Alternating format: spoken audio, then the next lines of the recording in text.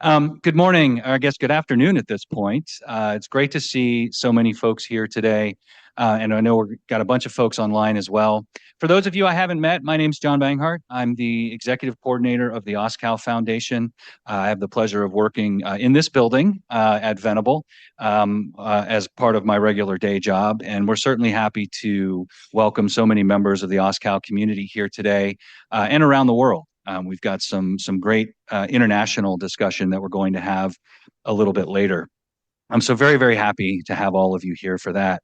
I want to start off by just, number one, thanking all of you for coming today, thanking all of you who have been participating with the OSCAL Foundation since we started this back in February.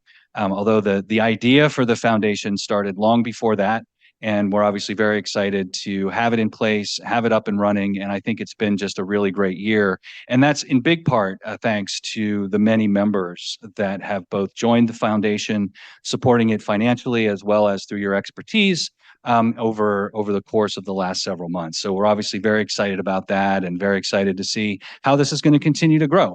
As we look at use cases for OSCAL all over the world. And so a big thanks to all of you for that. I want to give a special thanks as well to our sponsors today, RegScale and Easy Dynamics. Really appreciate your support of the event today. Could not have done it without that support. So very, very happy. I think we've got some rubber ducks and some stickers. We have some RedHat stickers on there today as well. Thank you to RedHat, one of our members as well. So really much, very much appreciate that support. And we'll have an opportunity to hear from RegScale and Easy Dynamics a little bit later this afternoon. So some great news and updates coming from that. So thank you very much for that. We got a great series of both individual speakers as well as some great panels this afternoon. There are obviously a lot of topics that you can cover when you talk about OSCAL. We tried to come up with what we think are some of the more interesting ones around artificial intelligence, OSCAL and financial services, as well as looking at this internationally. We'll have some folks joining us from Europe here in just a little bit to kind of give us their perspectives, and certainly appreciate them being up at what is almost certainly well past the end of their workday across Europe, and so very thankful for them giving their time for that. Before we get started, though, there's a couple of folks I just wanted to give an opportunity to say thank you and to provide some opening remarks as well. So I'm going to start over here with somebody I think we all know, Dr. Michaela Iorga. Good afternoon. Good afternoon, everyone. Thank you so much for taking your time to come today when there is cold weather outside. I submitted a request to our father up there to not have the same weather like last year when we had a lot of snow. So far that was, listen, thank you so much to John and Steve and all the organizers of this event. Many, many thanks to the sponsors of this event. I understood that, that my role at NIST. I'm not going to say too much today because this afternoon we'll have somebody that will represent NIST at the higher level. So you'll hear a little bit more about OSCAL and our perspective and where we want to take OSCAL with your support. Your participation is absolutely instrumental on taking OSCAL and transferring the technology to you and to a standards body. I would like to inform you also that we manage with foundation support to do a wrap and a release on the mapping model. It might not be perfect, but let's use it and let's identify the next step of being able to totally integrate it into the process, into the automation assessment process, and also to see what is coming next for OSCAL to mature it in a way that will serve your purpose. With that, I would like to thank you again for being here, and I'll pass the microphone, and I'll be here around to answer any other questions that you might have, any breaks that are coming. Thank you, Michaela. I appreciate that. Obviously, appreciate NIST support always. I'm very thankful to have you here and your colleagues coming later this afternoon. I'd also like to hand the mic over to Brian Ruff, who is here in many roles, but speaking on behalf of the Board of Directors for the OSCAL Foundation. Brian? Thank you, John. Great seeing everybody today. I love all the participation, all the energy, right? As we've been reminded, we kicked off here last February. this very room. I am thankful the weather's better this time. So much has happened since that kickoff meeting, right? Those of us who are involved in the government, we were at the start of a very wild ride this year, which I think is finally maybe starting to settle down a little bit. But we have seen the foundation really move through and evolve over the year. I just want to call out a couple of things. We did host some educational events, some OSCAL one-on-one type activities. We've kicked off the technical working group and the engagement working group. I know the technical working group had a lot of great participation, a lot of great conversations. I think the biggest accomplishment there this year has been the mapping model. We watched government and industry come together to hammer out something that everyone is very excited about. I know we're close to getting that to the point where everybody can start using it. And boy, that seems every week I hear conversation about the mapping model. So, I mean, I think this whole group deserves a round of applause for that, right? Getting that out there. And that's the kind of thing this foundation was intended to support, those kinds of conversations. We had during today's PlugFest, we had a great conversation this morning around component definitions, assessment plans, how they fit into continuous automation, continuous assessment, compliance as code. I think we hit some great synergy. We saw that the two different groups coming at the problem from two different ways. We're really solving different parts of the same problem, and that there's a lot of opportunity there. But more than that, I think we reached some consensus on a path forward and how the foundation can help. These things are just all so important. Coming up soon, like you'll hear today, we have the international group, the panel, excuse me.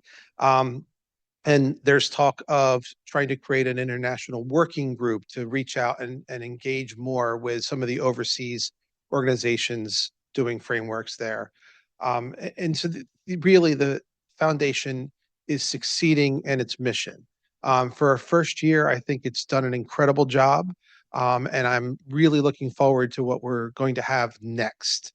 I will ask if any of you are finding benefit in your involvement, in your engagement, or in the outputs of the foundation, please consider joining. It's vitally important for the future of the foundation to have its members be active. With that said, I do think the next year is going to be amazing for OSCAL. I think we are very close to being able to show demonstrable value for the standard.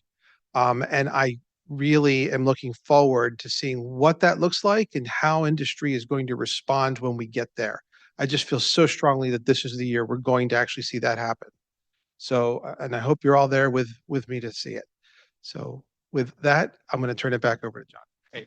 Thank you, Brian. Really appreciate that. And I appreciate you highlighting, all of the great work that's gone on this year. So thank you very much for that. So I'd like to turn it over to Stephen. I don't know if you want to come up here, if you want me to come back there. So as Brian mentioned, I think many of you were here this morning for the PlugFest/Hackathon. For those of you that weren't, Stephen's going to give a little bit of a readout on how that went and next steps, and then we'll go on to our next panel. Thank you so much. And hello, everybody. My name is Stephen Banghart, Technical Coordinator of the OSCAL Foundation. First of all, I want to say thank you all so much for being here, for braving the cold weather and making it up here to this beautiful venue to sit and talk about OSCAL. So this morning, we had a hackathon event where we had a bunch of OSCAL engineers and implementers all in the room together to sit and talk OSCAL for real, OSCAL on the page, as it were, really working on it on our computers, figuring things out together, sharing information, testing our tools, testing outputs of our tools.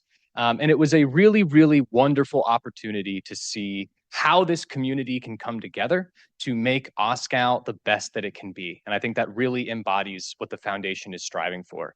So I'd like to give a round of applause for all of our participants for the hackathon this morning. Give yourselves a round of applause. thank you so much for coming and doing this work. I just wanted to give some brief numbers because I think they're kind of cool. We had over 20 in-person participants at the hackathon. We had over 10 additional remote participants come and join us for a total of over 30 OSCAL engineers working together, coming from many different organizations.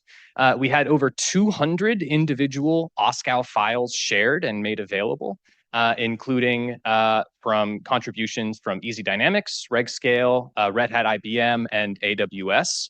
And I know that we have even more coming down the pipeline as people wrap up some of that work that didn't quite finish at the end of the hackathon.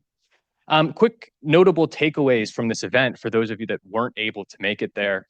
First of all, we were able to identify a few small items that we'd like to work on moving forward to actually make OSCAL a little bit better. There's a couple small fixes we made in our tools. There's a couple potential fixes we've identified for OSCAL as a whole. So that's a huge benefit of being able to come together and do an event like this. We've also identified a major new area of work, and Brian really alluded to this. And I just want to double down and say that this was an amazing outcome of this event, to have people together to really high bandwidth communication, hash it out, standardize together, right? Take something where multiple people are trying to accomplish the same thing, come together, figure out how we're going to do it in the same way. So really looking forward to give more information and details about this and the rest of the details I just talked about on our next technical working group meeting.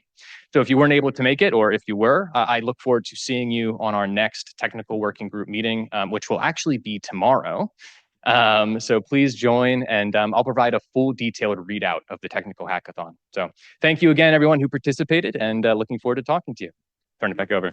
Thank you, Anka. Thank you. Thank you, Stephen. And again, thank you, everybody, for joining the hackathon this morning. It's such an important step, right? And to see so many people get involved and engaged was great. So we're a little bit ahead of schedule. We're waiting for some of our panelists to join. So I'm going to tell some jokes. I'm not going to tell some jokes. Nobody wants me to tell jokes. But I do want to reiterate, a few points. And one of the things that makes the foundation work is that participation, right? Brian mentioned it. Michaela mentioned it. Stephen just mentioned it. This really only works when the community can come together, both government and the private sector, to make OSCAL into not only improving what it's already been and the use cases that it has supported, but really to look beyond the current use cases and think about where else can OSCAL really provide value, really provide more of the support for the vision under which it was created.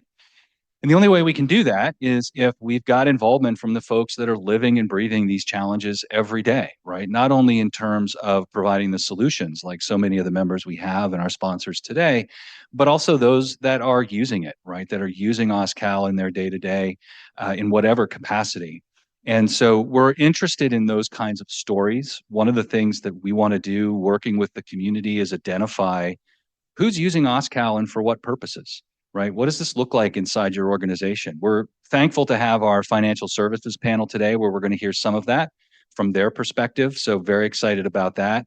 But we know just from conversations that we've had and from hearing from so many of you that there are a lot of other use cases out there. There are a lot of organizations that are leveraging OSCAL that aren't necessarily talking about it. And we get it, right? Not everybody wants to or can talk about what their security or compliance programs look like internally. But those stories, I think, are really, really important for outreach. And one of the things that I've been focused on in my role has been that engagement and thinking about where do we find those use cases? Where do we find the sort of centers of activity where people are doing interesting things?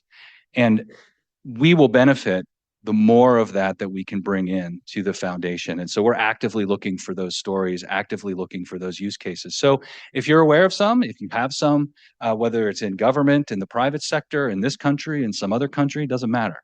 We want to hear from you, right? We want to talk about that. We want to understand it so that we as the foundation, working with our membership, can help promote OSCAL in those ways, which will ultimately, I think, be good for all of us. So please keep that in mind. Please keep in mind ongoing and continued involvement in what the foundation does.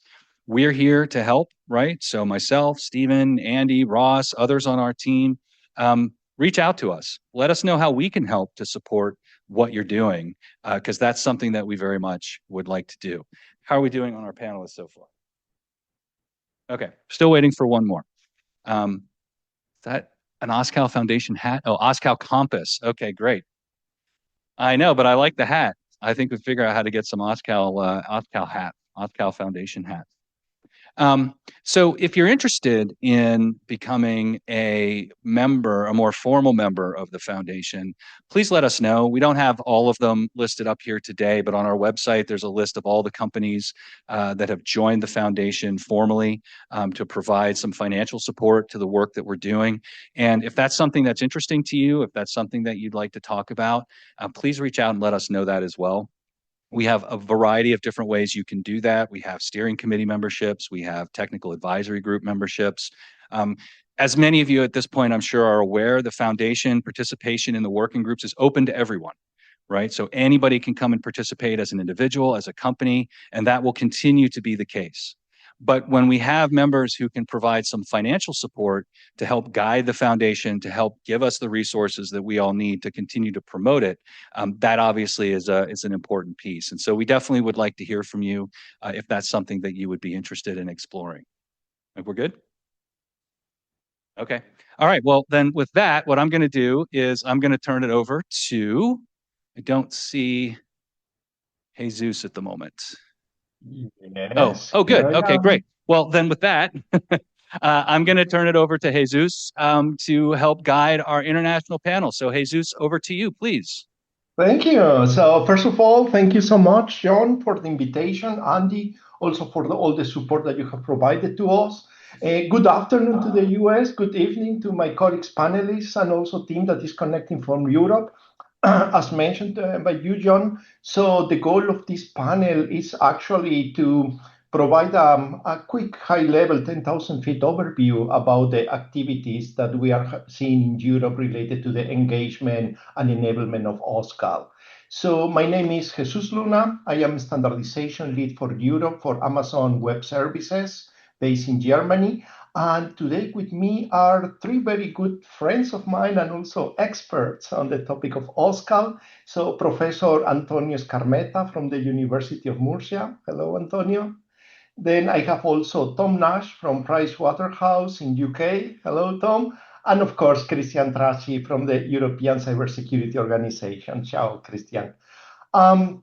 The way that we have structured this panel is the following. So I will ask each one of the panelists to give a short introduction about the work that they have been doing on the topic of OSCAL, automation of compliance, and then we are going to jump directly to some Q&A. We will be happy to receive questions from the public, from the attendees, also via Zoom. So yeah, let's get started with it. Let's see, if you don't mind, Antonio, let's get started with you. If you could please give us a very quick overview about your work and the topic of automation, compliance, OSCAL. So please, the scenario is yours. Okay, sure. I have just request to allow me to share. I think I have some slides there. Okay, perfect. Now I'm available. Okay, so basically, my short talk would be a little bit about what we are doing in a couple of European projects that appear here around the use of OSCAL, specifically in the context of how to manage basically the security lifecycle of the system. In one system, you will see in some cases more focused to IoT, but in general, it could be applied to any kind of system or secure system that we want to design in some sense. So basically, the context or why we are interested in this, basically because three main aspects I would like to say. One of them is that we understand that when we are talking about security, security is not something static, so it's something that needs to be taken in consideration when we're talking about the system, where the system is going to be deployed, how it's going to be used, not only about how it already has been designed, and because of this, how to be able to define different kind of profiles and usage of the system when it's going to be taken into account on a certain security environment, put it in some way. The second aspect is that up to now, most of the compliance mechanisms that already are in practice are mostly manual. I would say in some sense there's a lot of manual activity based on Excel sheets, on documents, and so on. So we really need, and this will be linked also with the discussion that we will have later with the Cyber Resilience Act in Europe and all the procedures that are need to be put in practice, we need to have an automation of the compliance mechanism. So for that, we need machine-readable data formats that really facilitate the interaction between all the different tools that we can have in order to support this compliance. And finally, as I already said, when we are talking about security, security is not something that happens once. It's something that needs to be taken into account in the design, but also during the operational phase, also during the procedural update that will happen. For example, now the CRA put a lot of emphasis on what happened when new vulnerabilities are being detected and so on. So we need to connect this also with the idea of the recertification process, so that systems are continuously need to be recertified in order to evaluate the security and the modification or the adaptation that are needed in order to comply with the security requirement that they already have.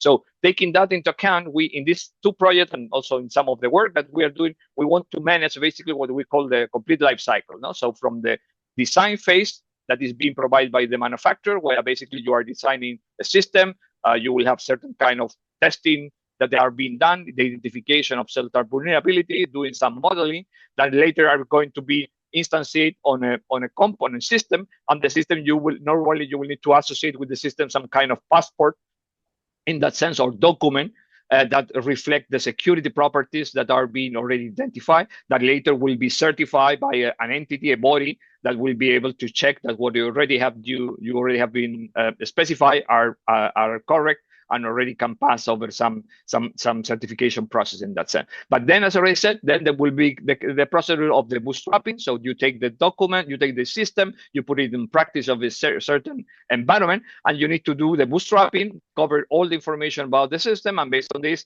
try to put in force, in some sense, all the security conditions and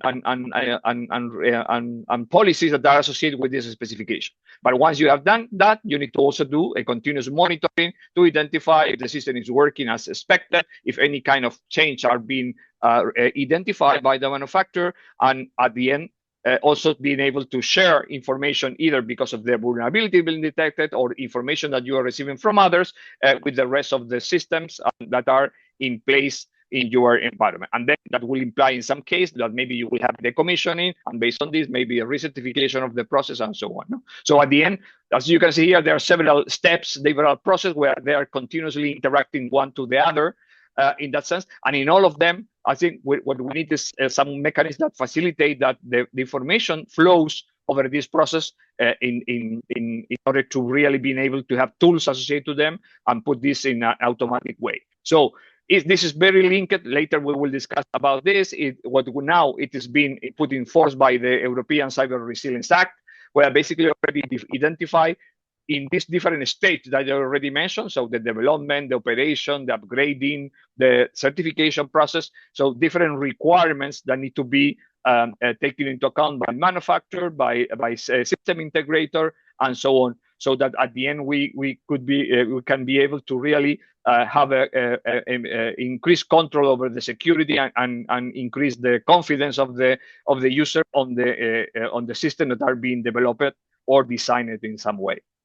So one example of this is because I mean it's something that we have discussed with Jesus many times, is, for example, how to integrate in this process different documents that already exist. One of them is the S-bond, it could be the H-bond, it could be the BEX, it could be the MUDs, and all of this. So at the end, we need to already there are some kind of mechanism to describe in a structural way certain information, but we need to put all this information in place all together. So at the end, we can connect them, and also we can use them as I already said, in the different phase. Here, we are trying just to answer, for example, one of the specific requirements that is being provided by the CRA about how to identify the different components that are part of a product, for example, in that sense. So putting that in the context that we are working, and I think this is something that we already have discussed with some of you in previous meeting.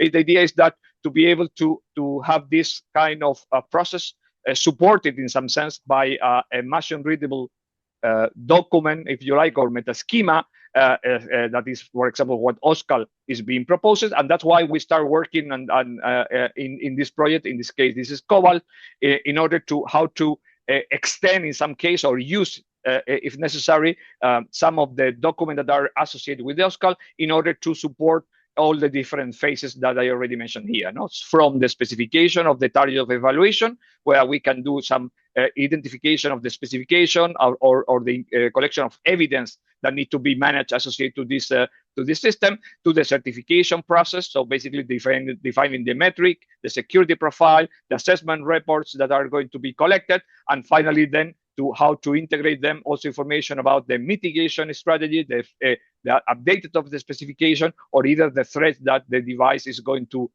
be affected when it is on the operational phase.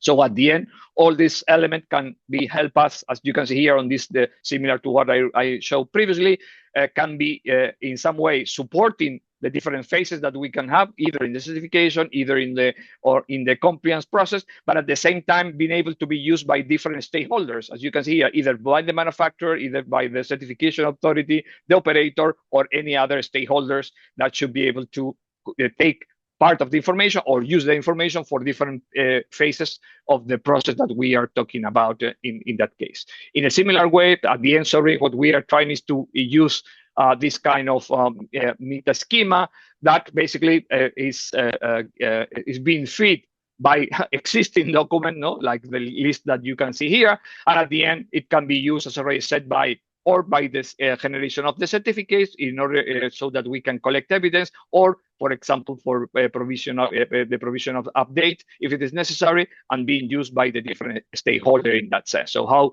we are envisioning how OSCAL in some sense is going to support this certification process in order to the automatization of the compliance process over the whole process. So in a similar way, we are doing in the case of the DOS project, where basically we have defined in a similar way what we call the device security passport, a way where we can integrate on the whole supply chain the information that it can be used by the different components from the manufacturing process, as I said, certification, operating, upgrading, or decommissioning, based on the content that we are able to integrate as part of the OSCAL process in that sense. So in that way, basically what we are creating in some sense is a collection of tools in one sense, but at the same time supporting the whole life cycle process through the use of this machine readable format that is being based on the use of OSCAL, because we understand that it has enough flexibility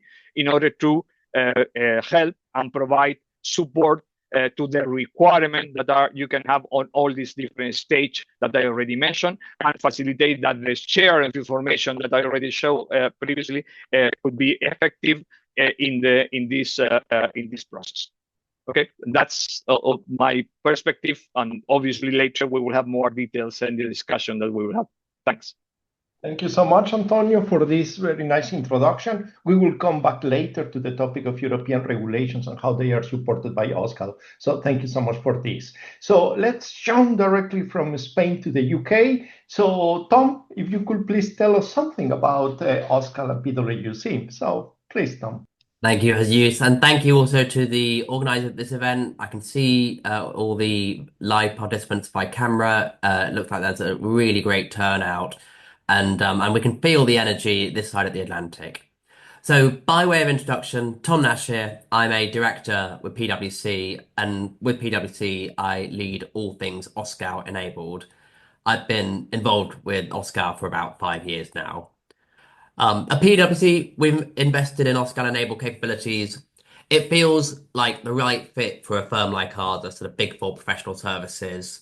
OSCAL leans into the PwC or Big Four heritage of being an assurance provider. We really care about controls, about evidence, about trust. But it all also lines up with where we see the future of market demand trending toward. That is highly digital, heavily automated, and very data-driven. So what excites me personally about OSCAL? I guess there are 4 key drivers or factors. Firstly is around the way in which it can power automation that enables the collapse of the marginal cost of an assessment down to zero. And this makes continuous monitoring much more realistic rather than just aspirational. Secondly, it really increases the amount of data that you can use for security risk management. So instead of having sort of thin layers of summary metrics, You're now getting structured detail on how controls are implemented and performing across systems and services. Effectively, for me, what's happening is you're moving the locus of risk management from the governance or process layer down to the code, the infrastructure itself. Really cool. Thirdly, I'm really excited about the portable nature of OSCAL, particularly what that means in the context of complex supply chains. So you can move assurance data from organization to organization in a really seamless way that it doesn't require reformatting it or reinterpretation. And that enables for a much more substantive conversation about security risk through the supply chain. Finally, just interested a bit more generally insofar as it really enables, in a very practical way, compliance at scale. So PwC, we do quite a lot of work with organizations that are at the forefront of the technical innovation curve and who want to work through how to use OSCAL in practice aligned to commercially specific use cases. So the organizations that we work with in the context of OSCAL tend to be cloud-first organizations that face really complex compliance obligations across regulators and geographies. Most of them are starting from a position where compliance is very manual, very laborious, lots of documentation. And together with them, we typically move them to an environment where they're using OSCAL to define their security baseline, to shift to something that's much more automated and dynamic, where you can keep updated changes in your environment and control catalog in a way that reflects much more quickly throughout your tech stack. Why I'm really most excited about OSCAL, though, is that every time we do an OSCAL project, we sort of spread some evangelism on OSCAL. And what I find in my clients that I work with is once we're done working with them, they themselves become OSCAL evangelists. So it's really exciting to see that scale. That's sort of my introduction. Back to you, Jesus. Thank you so much, Tom. And now let's go directly to the heart of the European Union. So Cristian from Brussels. Please, Cristian. Hello, good morning, everybody. Very, very nice to be with you. Almost honored, and I'll explain why I say that in a second. Well, first of all, Jesus, thanks for the invitation. You called us experts, but honestly, I really feel like I'm a student here, especially with you guys. And that's what I've been doing for the last a little bit over a year in terms of OSCAL, really just learning and talking to as many people as possible. And we look at it at ECSO from a slightly different angle, more focus on the policy implications. Whether it is the EU, definitely, but even beyond, we're all setting up massive compliance ecosystems, and everybody's kind of grappling with this question of how do we make that work? So that's really the way we're looking at it and the way it started. For me, I actually heard for the very first time about OSCAL from a panel from another panelist today from the Cyber Risk Institute. So thank you so much. And then I started following all the events that the foundation did. I was here, I was online last February, I think, when you launched it with the snow. I remember the snow even. From there, the concept and all the details were so interesting. I went on all the material that I could find online. I literally read everything, followed the technical walkthroughs online, and it was just a concept that resonated and made so much sense. So I literally went knocking around Europe trying to find more people that knew something about it. Jesus and Antonio were some of the very first people who taught me something about it. And from there, we started building a little bit a group of people interested in it. First, we did a webinar just with the ECSO community, and that then transformed into a task force, and eventually made it into our strategic document that we just launched for the next 5 years. And it was mentioned as we were talking so much about it around town, it made it into a formal document from the Council of the European Union, nothing mandatory or anything like that, some conclusions based on 6 months of work, but there is a formal reference to OSCAL there as well, which I think is probably the first one in a document that type. Yeah, so that's pretty much the role we've had. Sorry, I totally skipped any introduction about the European Cybersecurity Organization. I don't know if people around the room are familiar at all, but we are a public-private federation. And the main objective is to bring together the different sides of the ecosystem, both private organization, very large and small, governments and universities. These are all members of us, and they all sit at the board. So our role is really to bring them all together. And on top of that, also the type of profiles are very different, going from the pure policy people, government people, and then we've got a strong community of CISOs. So these questions of, we've got a lot of compliance that now we have to do. How can we make that work? That was a question that we've been grappling with for a couple of years now. And that's how we got into this, and we try to move a little bit the conversation forward. I guess where we are right now is really looking at the next steps, where is some of the work that Antonio is doing, some of the work that you guys are doing at the foundation, or any more specific use case that we can talk about today. So that's pretty much where we are. Thank you so much, Cristian. Okay, so I don't see questions still from the online audience. Do we have questions from the audience in the US?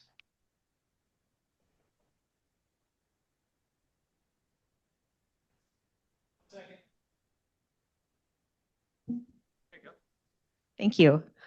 My question's for Tom. Hi, Tom. I'm Tara Houlden from RedHat, OSCAL practitioner.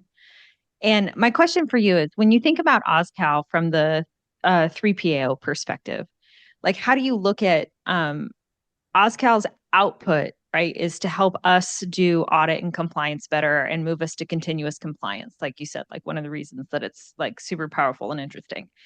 From the perspective of the 3PAO, do you think that you're going to have to also audit to a standard the actual automation that we have in place to deliver our compliance output?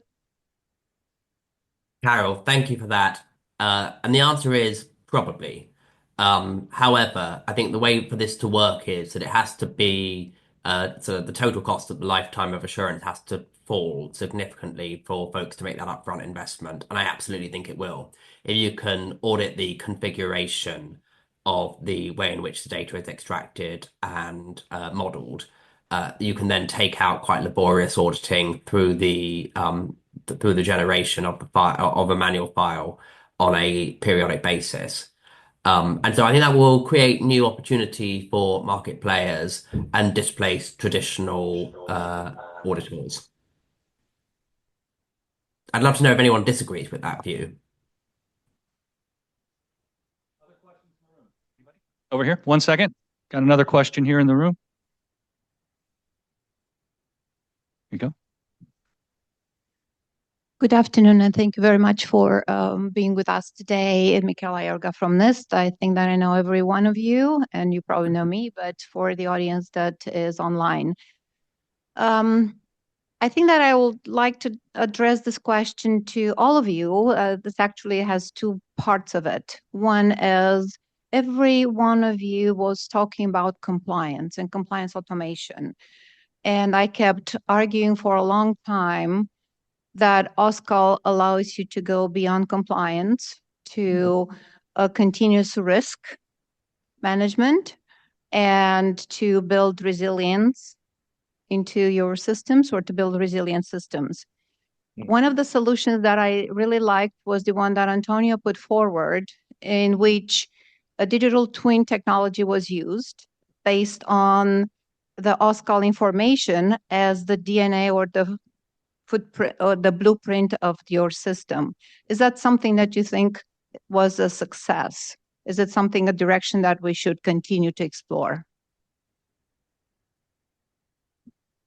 if I can to start with, thanks for the question.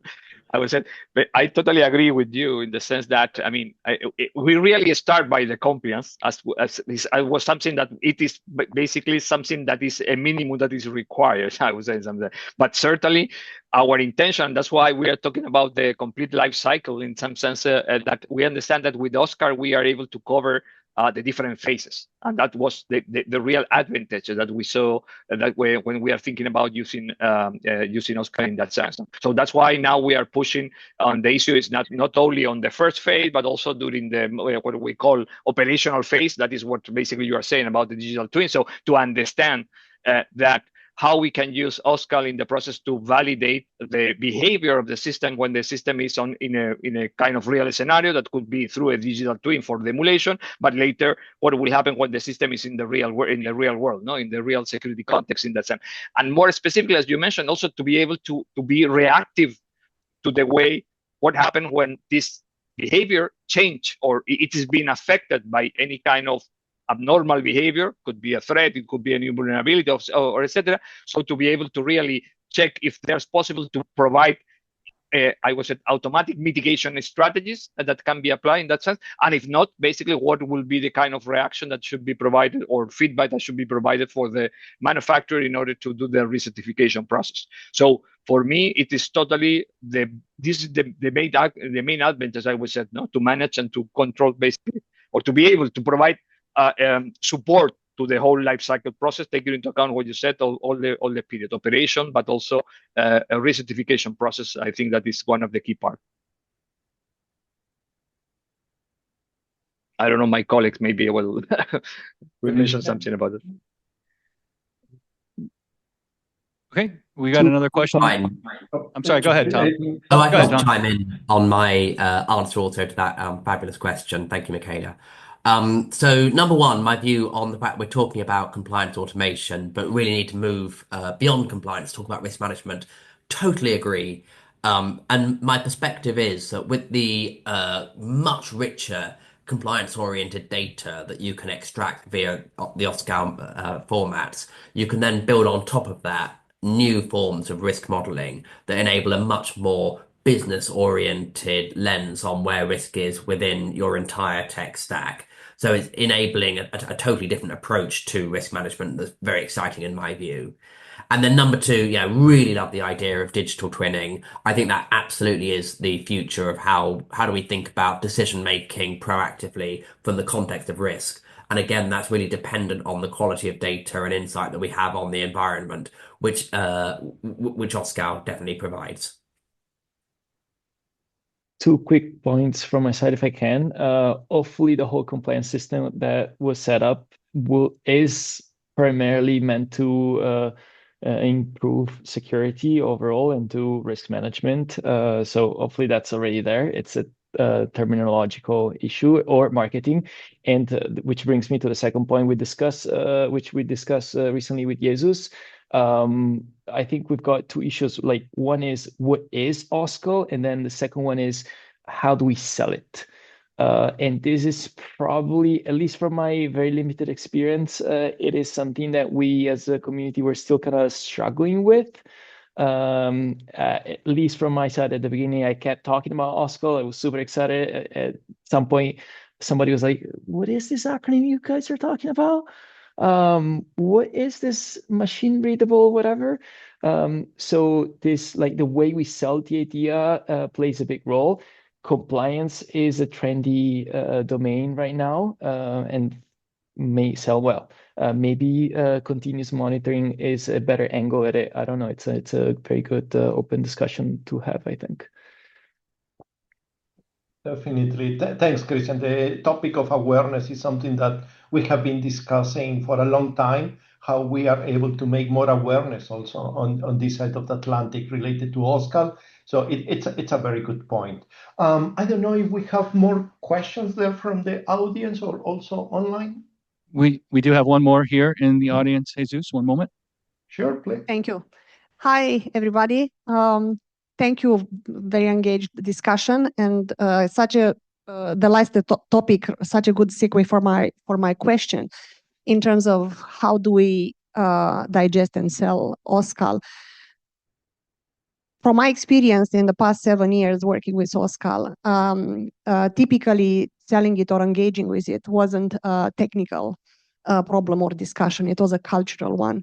So, and I think the key point on making progress is in relationship with the agencies, auditor agencies. And my question in Europe is how open are those agencies to the new automated approaches in general, and OSCAL being a key part of that? Are they ready to engage with evidence and posture that is gathered and generated through this new automated means, and OSCAL being at the core of that? Because I see this slightly moving in United States, right? PwC, Coalfire, we work directly with them, started understanding, looking to that as a solution to scalability. Actually, scalability is the one that moves the whole effort, right, towards automation and standardization. So I'm curious in Europe, where are you with the relationship with the auditors? As I think, Cristian, to your point, that's the starting point where to sell and explain OSCAL. Cristian, Tom, Antonio? I love the question, but you guys go first. No, I was thinking, Cristian, you can answer the first. Yeah, I really love it. So ready is a big word.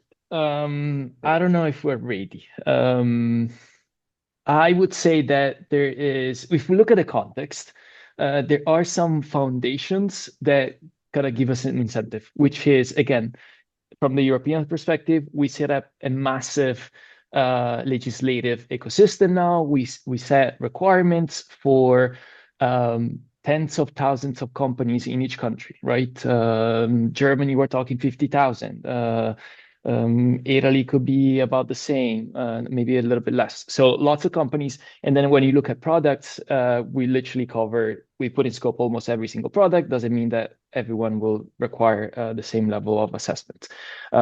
So you've got the foundations, and I think both from the private sector and the public sector, now we're coming to the point where we're like, how do we actually do this? Because we don't have the resources, we don't have the manpower. It's just insane to think of doing this manually, right? And I think some authorities are starting to explore this, but I wouldn't say that there is, a massive 27 countries altogether exploring this.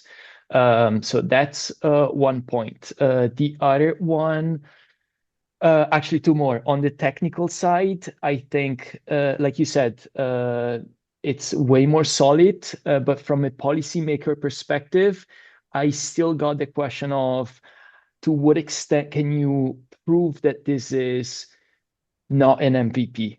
That is something that is reliable, sustainable, something that I can put my political capital behind and invest. Once I put it in a policy, that I need to defend it in front of a lot of people, a lot of organizations. So that's the question that we're getting, and maybe that's a question to throw back to the technical community. The very last one, just to spice it up a little bit today, I guess, is more on the political level, which is, the landscape has changed and all those common phrases.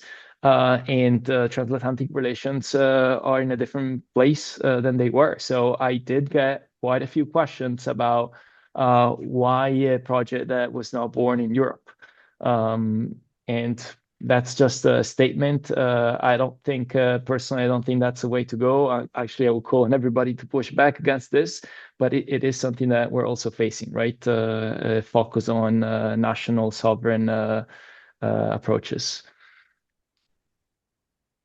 Yeah, I would say, I totally agree with Cristian in the sense that there's still, I would say, some reluctancy to some step forward. But I think that there are two things that are good, or I think we are in a good position, I would say, to go further or to go ahead in that sense. One of them is that at least at least in the meeting that we already have, I mean, with the NISA, that you know is here, the European, organization equivalent to NIST or to something similar.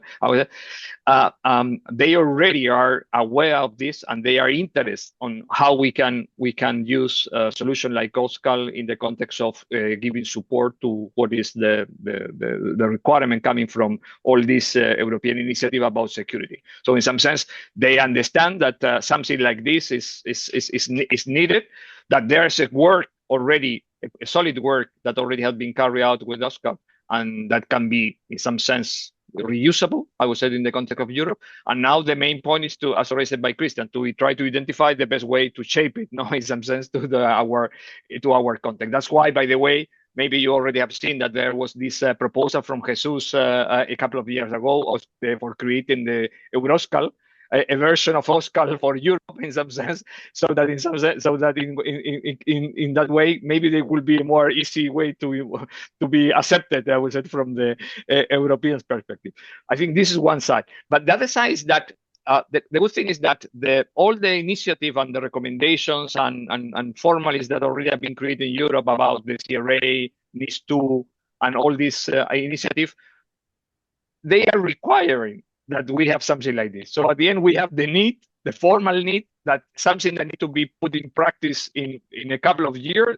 That will be an obligation at national level of the whole Europe, and you need to have tools for doing that. And it is something that's why we are, and also the Commission through the different projects that the one that I already present are pushing in that direction, is that we need to start generating solutions that at the end are going to facilitate the automatization of all the process, risk analysis, compliance evaluation, monitoring on the real time and so on, and everything should be integrated in some sense. So I think there's a need. There are some solutions that already are able to cope partially with that need. And now basically what we need is to create this synergy. And I think that this kind of interaction that we have today with the workshop, what you are doing, what we can do on our side is something that we can try to, I would say, leverage at different levels and here in Europe to try to see how we can move forward about that. At least it's my wish, I would say, in some sense, and is what we are trying to push and demonstrate to the Commission with the solution that we are trying to develop. Thanks, Antonio. Tom, something to add? I don't mind providing a view from the UK on this question around engagement with regulatory agencies. And in the UK, our regulators are really focused on outcome-based oversight regimes. And I think that is one of the biggest blockers to OSCAL adoption.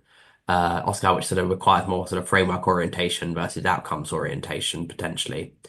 Having said that, the engagement that I have with UK-based regulators consistently talks about themes around how do we get more targeted in the oversight that we provide? How do we build more real-time assurance models? To which the answer is always the need for better and more continuous data sources. And the answer to how do you enable that is sort of quite obviously via OSCAL. And so the conversation I have is that if we look at their strategic objectives and we look at the functionality that OSCAL enables, ultimately their embrace of it will lead to a much higher quality assurance regime. So if I may, Jesus, I apologize, but I wanted to chime in here from the room. First, I wanted to thank Cristian for his very sensitive handling of our political challenges that we're faced with. So do appreciate that, and certainly do recognize it. I think one of the things that I want to just highlight is some of these challenges that we're talking about are one of the driving reasons the foundation, the OSCAL Foundation, was originally created, right? It's one of our core missions to promote the adoption and awareness and education of OSCAL globally. And while, yes, we are a US-based organization, we're an independent organization, right? Our goal is to continue to think independently, be focused on OSCAL as the standard, and really work to promote it. And so we want these ideas. This has been very enlightening for me and I'm sure for others in the room to understand where those needs are. And that's something that we want to continue to work with our friends and partners in Europe and APAC and elsewhere to really figure out what do we need? How do we communicate this in a way that's going to resonate in those regions? Because I think we all share the same passion and the same idea that we have a standard that works. Let's work through that, right? Let's make it palatable. So just a reminder on that. And then my quick follow-up question is, are there alternatives from a European perspective that would be able to even, approach what OSCAL is doing?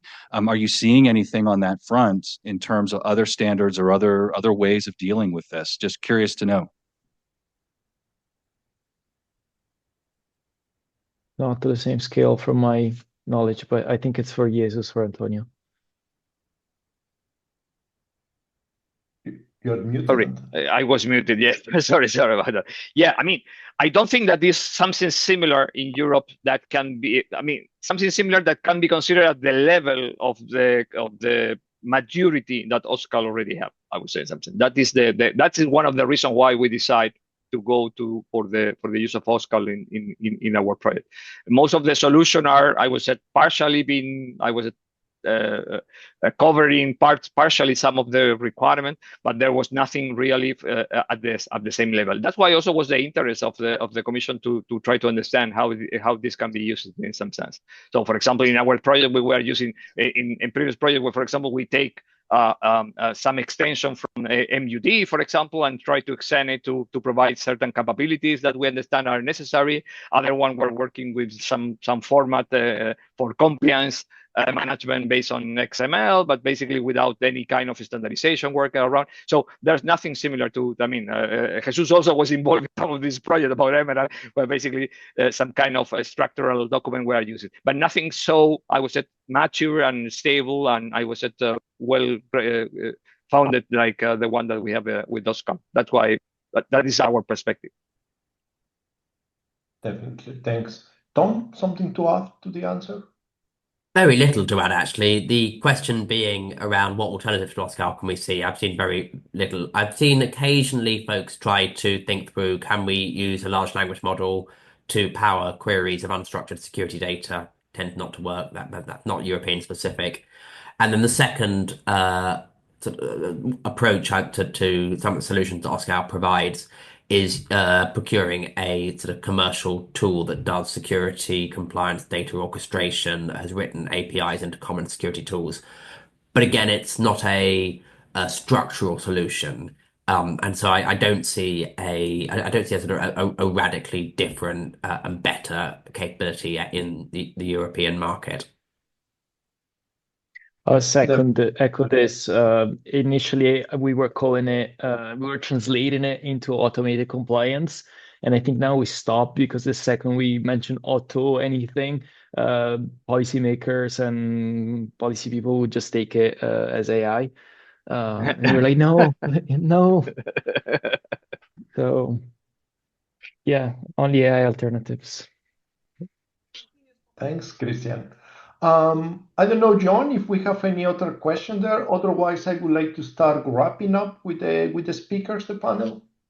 Yeah, I think you're good to go ahead and wrap up, Jesus. Thank you. Perfect. So first of all, thank you so much, Antonio, Tom, Cristian, to the colleagues there in the audience. And Michaela, very good to see you there. Hopefully next time I will be there also in person. And at least from my side, I can say that this is the right place and the right time. So you have heard already from Antonio, Tom, and Cristian about the challenges that we are having from a regulatory perspective. It's the time to start moving into automation. So I think OSCAL is very well positioned, and we definitely, at least on my eyes, we need to avoid fragmentation. We don't need to reinvent the wheel. So OSCAL is already working, has proved already its value. So now is the time to start developing on top of it. Before closing, I would like to have Christmas is coming, so I would like to hear from Antonio, Cristian, and Tom. What do you think? What will be your wish as the next step that we need to do in Europe in order to start or to further accelerate the enablement of OSCAL? So, Antonio, let's start with your Christmas wish. Okay, my Christmas wish will be basically to as you said, as was discussed previously, to be able to sell the idea that OSCAL is something that is not only EU-based, that is also that can be considered European, I would say in some sense. And in that sense, I will really push for the proposal from Jesus about this EuroSCAL, I was at the initiative, where we can create our version, basically, or not version, but our update, basically, based on the specific requirement from the European level. Thank you so much. Tom, Christmas wish for OSCAL. Christmas wish for Oscar. Thank you for that question. I think my main Christmas wish is to reduce the barriers to OSCAL adoption amongst European and global companies, and to better incentivize first movers toward early OSCAL adoption. Because I think as soon as that happens, OSCAL adoption is going to snowball. Definitely. And Cristian. Have one country regulator, policy, whatever, that requirements to be represented, security measures to be represented in OSCAL, and kind of forces the authorities or encourages authorities to accept the reports. Once we get one, then the others will come. Definitely. I like a lot that. Yes. Looking forward to that also for the next year. My wish is going the same direction. So once again, thanks, John. Thanks to the audience there. Thanks to my colleagues, Tom, Cristian, Antonio, for your insights. Yes, we are looking forward to have more good news next year, John. Thank you so much. Please join me in thanking our panelists. Thank you. Yeah, thanks for the very, invitation. very informative. Yes. Thank you for staying up late to join us. We appreciate that No very problem. much. Thanks. Thank No you. problem. Bye. We'll follow the rest. Yeah, Merry Christmas. So wonderful. Thank you so much. So with that, I'd like to invite John Boyens up. John Boyens is currently the acting division chief of the computer security division at NIST. I think he may also be the acting deputy division chief, wearing two hats. But we're very thrilled to have John with us today from NIST and his remarks. So John, the stage is yours. Thanks, John. So acting division chief, and I was the deputy before. They just kind of moved the seat over as needed. Really just the talking head up here, not the experts. But I guess first I wanted to start off by thanking invitation to come here and speak to the OSCAL Foundation and our host, Venable. Also start by thanking the real experts at NIST, being led by currently Dr. Michaela Iorga, but also all of the former folks that got this off the ground and are currently working on it. So it's been a big effort. So I don't know how much folks know about NIST and how we operate and everything. So we really have three drivers, right? If legislation tells us to do something, we go do it. If policy, maybe through legislation, OMB, executive orders, tell us to go do something, we go do it. Other than that, we work with the broader community to see what the needs are. What are the industry drivers, right? Our core mission at Commerce is to increase innovation and competitiveness.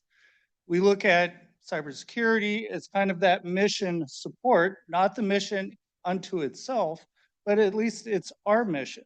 So we're fundamentally a research organization that does research, works with industry to figure out how to develop that, and then moves it off into industry, right? It's cyclical. We just don't have the resources to continue it. We're kind of like a serial entrepreneur, right? We start a business, start a company, and then move it, right? And I would say OSCAL is very similar to that, right? What were the drivers? Well, with all of the increased documentation, scalability of FedRAMP and cloud computing, there needed to be a way of being able to automate all that. I think that's writ large throughout all sectors, right? The more dependent we are upon IT, right, the more complex systems are getting. security is getting more complex. We need to automate, right? Take the human factor out of that. So in 2018, the OSCAL project kicked off. 2021, we issued the initial public draft, and it has grown. So quite often at NIST, a lot of these ideas never see the light of day. This happens to be one of the ones where there was a drive. And the fact that we've seen the growth globally across countries, continents, industry sectors, right, inside the government, is an attestation to the need of OSCAL, right? And so in large part, the success is early on in the development and the leadership at NIST that has been able to work with industry to make it a better product. Because quite often we work from an ivory tower, right? We're a bunch of techie geeks, right? They aren't really used to the implementation and the operational side of it. So we depend upon the broader community to keep shifting everything, right? We may start out with a good idea, but it takes the implementers, the operational folks, to actually change it, adjust it, get it right so it's usable and usable for the folks that are going to be using it, right? So it's been great to see how fast and much it's grown right now. But it's also to a stage where NIST just doesn't have the resources to take it where it needs to go, right? And the potential and the possibilities. So we're in the process of kind of a two-prong approach to technology transfer, the way at least the NIST looks at it, right? And that's through the partnership with the OSCAL Foundation, who can broaden the market, help the uptick in adoption, implementation, refine it, get those user needs from the broader community, take that in, adjust the OSCAL the way it needs to be adjusted. NIST will still be the kind of the third party honest broker, but with OSCAL Foundation, you know, engaging in the global community. Second part is the standards development engagement, right? So we want to lead that effort. And again, I think this is going to help the broader community to get one standard for OSCAL down there.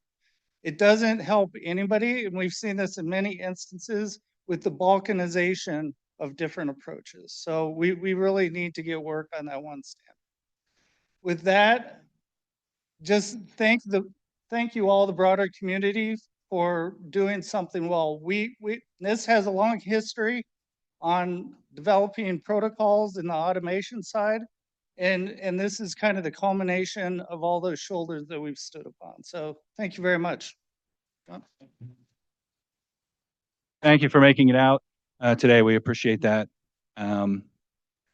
So next up, we're going to hear from a couple of the OSCAL Foundation members. I'd like to invite Pirooz up, and we'll get your slides loaded up here in just a second.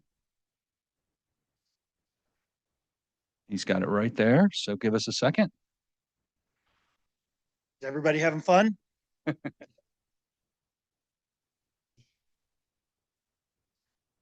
While the slides are loading, my name is Pirooz Javan. I'm the CTO of EZ Dynamics. Been dabbling around OSCAL now for quite some time, so we're having fun with it. We are an integrator in the DC area, so we are a little bit unique here in that we do a lot of implementation around this kind of work. So I want to thank the foundation for giving us an opportunity to come up here and provide you an update on what we've been working on. So as I mentioned, we've been dabbling with OSCAL for about 5 years now, since 2020. We like to think we've offered some innovation and thought leadership in the space through content that we're putting out there, capabilities, and open source tools. In terms of community building and advocacy, we run the OSCAL.io site. We try to kind of deploy some of our open source tools there, make them available to the community for use. And lately, we're spending a lot of time in the OSCAL Foundation, and we like what's happening. So in terms of update, earlier this year, we gave a overview of Comply Zero and what our intentions are with capability. We're building tools because we do this work for a living, and we need these tools to help us get better, faster, more accurate, and our customers are asking. So at the NIST workshop, I think April, maybe a little bit after that, we demoed catalog authoring, a high fidelity capability of pretty much developing, printing, reporting off of OSCAL catalogs.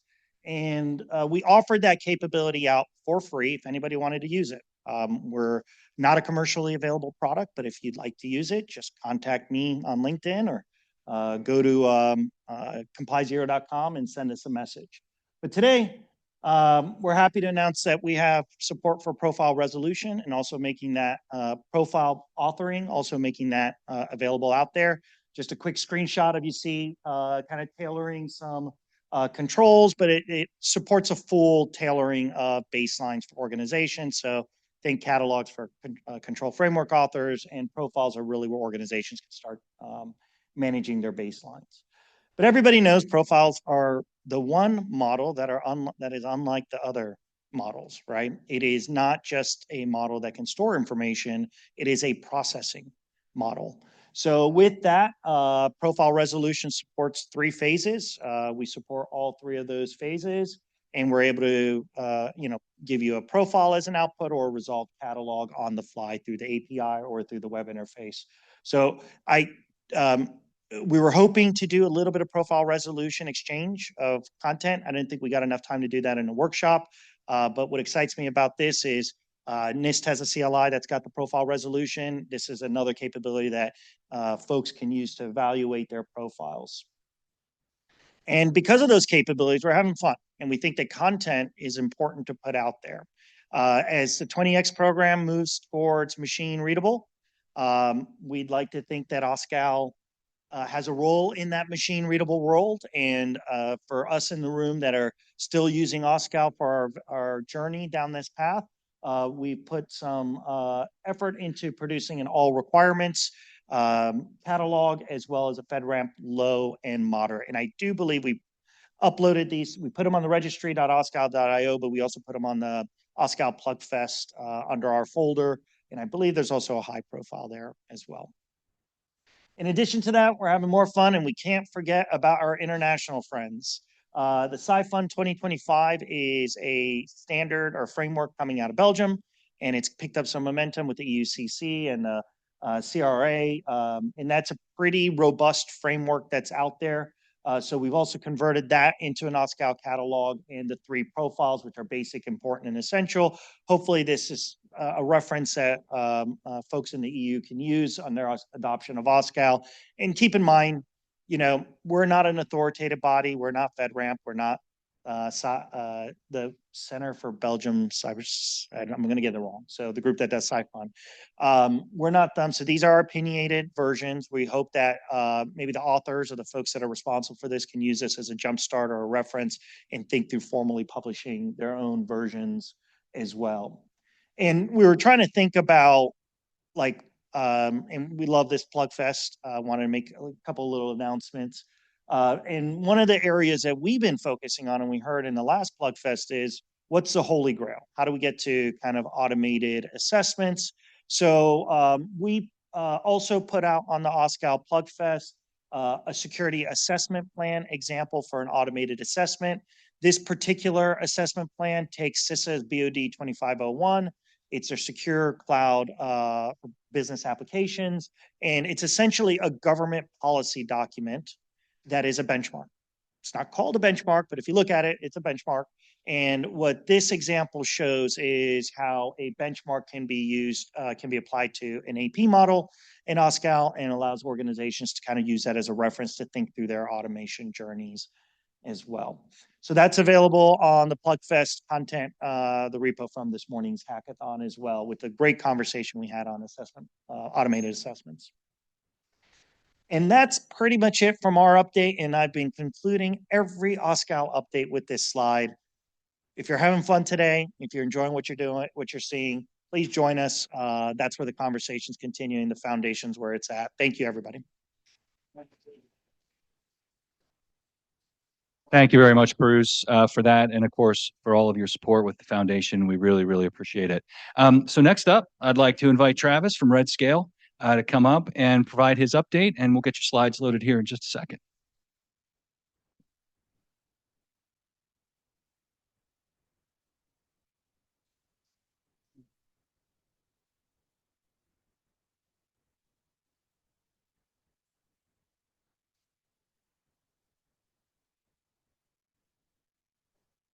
All right. Well, everyone that I don't know, I think I've known most of you. I'm Travis Howerton, CEO here at RegScale. And I'm here to talk a little bit about OSCAL Hub. So even though I'm here in RegScale, we're happy to participate as part of the OSCAL Foundation in this community, but we don't do it just because of cachet or being part of these things. Like, we don't get involved in something unless we can find a way to help. And OSCAL Hub was our way of trying to help the community. Like, I've heard several times, people need tools that help them work with OSCAL. And so what we thought we'd do is take me and a couple other RegScalers and go on a side quest and see if we could build basically some free open source tools we could give to the community. And we're calling this thing OSCAL Hub. And I'm going to tell you a little bit about what it is, how it works, some of the features. I'll even show you some sneak previews. And it's available at that URL. It's just up there for playing. Please don't internet flame me. This is a proof of concept that we're playing with. It's not meant to be production grade today, but it's a concept that we wanted feedback from this community that's full of smart people. So what is it? We wanted to work backwards from the customer. So we're a commercial product, and we'd like to sort of understand our customers and fall in love with their problems. And one of the big problems is that ATOs take too long in the government to get done.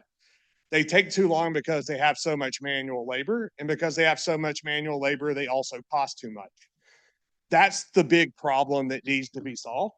We firmly believe that OSCAL can be the solution to that problem, but mostly when you start with the customer, most of these AOs don't know what to do with the machine readable document that you drop in their lap. So we thought, well, how can we give them something that works the way they work, that's GUI based, that lets them interact with the content, visualize it. And the goal was, can we make this the easiest way to get an ATO? Meaning, if I get an OSCAL package, regardless of which tool I bought to use it, if it gets sent to me, is this the easiest way in the world to get an ATO done? And so that's the goal of OSCAL Hub. It interacts your way. So there's sort of three versions. We built on top of the NIST OSCAL CLI. So if you're running it in data pipeline, CI/CD, et cetera, still works for that. There's also a web interface, and there's an API interface as well. So however you want to interact with OSCAL content for your use case, OSCAL Hub's designed to facilitate that. And for that, let me just give you sort of a couple sneak previews of kind of what it looks like. So here's a little splash page. If you go to oscalhub.com, it tells you sort of a little bit under the hood of what it does. It's all designed around making authorizations easy as its core use case and workflow. I don't know anybody who builds multi-100-page system security plans because it's fun and exciting. We do it because the government requires it for our contracts and for access to that market, right? And so how can we make that as least painful as humanly possible? It's up on GitHub today. So if you want to pull this and play with it yourself, it's available, it's open source, and it's free. So we aren't pitching anything to you other than we are looking for folks to collaborate on this endeavor. And just to give you a few ideas of some things it can do under the hood, it's got a lot of options. And so I know I've used the OSCAL CLI in the past, very useful tool, very capable tool. Not the easiest tool for a non-technical person to set up and get running. In this case, it's all drag and drop. Each one of these tiles, you can click into them, do all the things that the CLI can do in a visual interface and more, as I'll show you here shortly. So for example, maybe you want to share some OSCAL content. I know Fritz posted some content earlier today from AWS. If you want easy access to it, you can go grab it, look at which ones are pulling it. These can be catalogs, profiles, component definitions, shareable, reusable content that anyone in the community can share and others can get access to. Maybe what you want to do is validate your content. You may be a tooling vendor. Is this thing going to pass or not? You can drag and drop it over, validate it, not only against the base rules, but also you can build your own rules. You can express your risk tolerance with a set of rules, then validate, is this package in compliance with that? Yes or no? And again, drag and drop, simple, stupid. So everything here is designed for someone with very low technical skill to use a highly technical standard to accomplish their job easier. Maybe I just want to know what's in the package. So I can pick any OSCAL artifact and get rich data visualizations, drill downs, those sorts of things about what's in it. What types of assets? What's its categorization? Does it have any issues or poems inside of it? All that data is readily available in a dashboard. So I can visualize the various artifacts for all the different layers of OSCAL. And this one's my favorite one. So as a former Fed and a former authorizing official, it's a pain when you get a huge package to go through. It takes a long time to read it, to form your opinions, to write your authorization letter, to do all the things that go into making that happen. It is an important, critical, but painful experience to do that. The goal here is, can we make it easy? Can I just provide my system security plan in OSCAL, the SAR that goes with it, fill out some information, review everything in the package visually, upload my authorization letter template, put my conditions of approval, digitally sign, and out pops an authorization on the other side. Vendors, CSPs could submit it via API or manually, goes through a quick workflow. We could also envision AI-related things layered on top of this that help those AOs, but make it a lot easier than having to read the entire thing yourself. So how do we work, again, backwards from the customer? If the regulator, the FedRAMP PMO, your AO needs it, how do we give them free tools that make their job just a whole lot easier than they've had to do it the last 20 years? Also, we're looking for a group like RegScale is in process of donating this technology to the OSCAL Foundation. It's free and open source. We've got some really smart people working on it that have been involved with OSCAL for a long time. But there's a lot of smart people in the room. And so we're looking for people to kind of join us on the side quest. So there's a lot of tool vendors, hyperscalers, very technical people here. If you want to help, we are looking for collaborators and use cases, anything from contributing code in to I'm on the regulatory side and I want to talk to you about requirements and what would really make my life easier and see what we can do with OSCAL, again, working back from the customer. But I mentioned we are in process of turning this over to the foundation. I'd hope to get that done by here, but it's just going to take a little bit of time. But they're excited about it. We're excited about it. It's free tools back to the community, and we don't want this to be a RegScale product. We want it to be a community-driven product, of which RegScale is a contributor. Also, join our GitHub. Reach out to me, David Waltermeyer's in the back. Grab anyone on our team. We'd love to get you involved in whatever way it makes sense, but we're looking for help. If you're on the federal side and you're an AO or you're looking for like some way to streamline your ATO RMF packages and wanting to know how OSCAL can help, we'd love to talk to you, show you a little bit of what OSCAL Hub can do, but more importantly, understand your pain and requirements so we can bake it in. And the goal is just to make this the easiest way in the world to get an ATO. So our goal is we want OSCAL to succeed. That's why we're here. That's why we're a member. I think it's why all of you are members. The way for it to succeed is for AOs and federal officials to fall in love with it, for the big banks to fall in love with it, for all the different folks who need to authorize systems in production to fall in love with it. If they do, then it creates sort of an ecosystem play that we can all ride together and get out of doing manual paperwork. If you want to learn more, QR code's up. Also, you can always reach out to me. My email's up there, thowerton@regscale.com. Love to talk to you. We got a lot of RegScalers here today, either at the event or afterwards. We'd love to talk to you to learn more, and we're excited to contribute this back to the community. Yes, Michaela.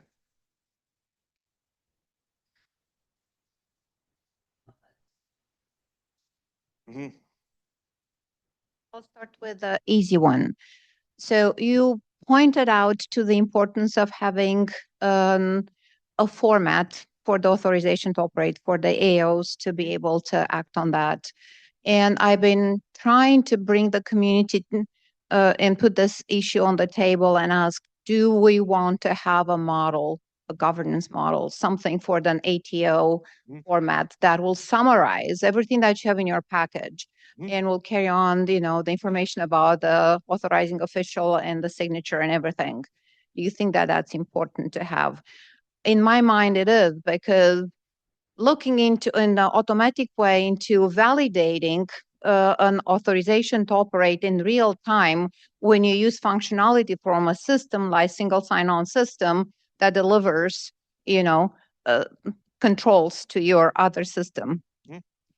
It's very important. Without having this kind of schema is difficult. So do you think we need to work on that? Should the foundation work with NIST on defining such model? And the other one, just a clarification, said that you can add to the hub some other requirements. Could you give an example? Are those new controls, or are those additional things on top of, like a relation between controls or constraints, if you want, to particular values? Okay, so the first one on the governance side, what I would say is it's meant to be somewhat agnostic, because I think what AOs will need was probably going to be different than sort of how healthcare providers look at it, which is probably going to be a little different than banks and financial services. So it's kind of built to be agnostic, where you can kind of layer some of the visualizations you want and some of the templates you want for whatever domain you may be in. I didn't follow all of the last question on which specific feature was she asking about? Just in the interest of time, I think what I'd like to, if you don't mind, and then maybe we can take that conversation to the happy hour. Travis, thank you so much. This is great news. Thank you. Please join me in thanking both Travis and, of course, Pirooz again as well. Foundation is obviously very excited to work with RegScale, very excited to work with Easy Dynamics. And I think from my perspective, those are two great examples of how the community can be supportive and is supportive on sort of that standards front. And I think that's a big part of why OSCAL has been so successful and will continue to be successful. It's the, it's the ability and the willingness of smart people to contribute great material, contribute their time, contribute their smarts. And we're obviously happy to play our part as the foundation in all of that.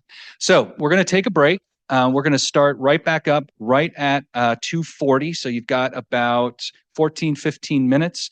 Next up will be our financial services panel. So please make it back for that. And then we'll wrap up with the AI panel before we head to the happy hour. So 14 minutes. Thanks, everyone. We'll see you soon.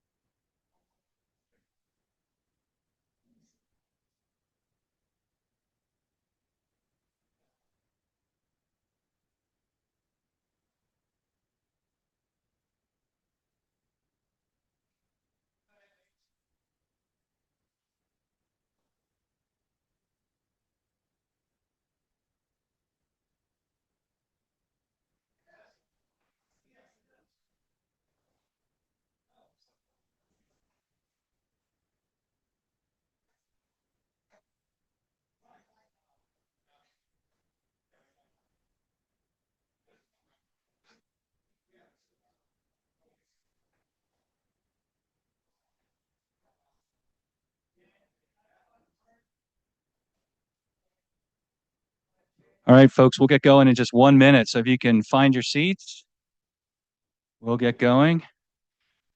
Oh, good. I see we've got Theo online. Thank you, Theo, for joining us. It's good to see you again. So I think we've got most folks back. Everybody else can wander in, like to stay on time. So next up, we've got our financial services panel. I'd like to welcome Tara Houlden from RedHat to the stage to bring her panel up, introduce themselves, and talk away.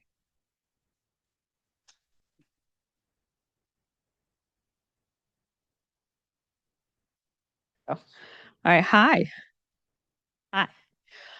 So thank you for the great introduction, John.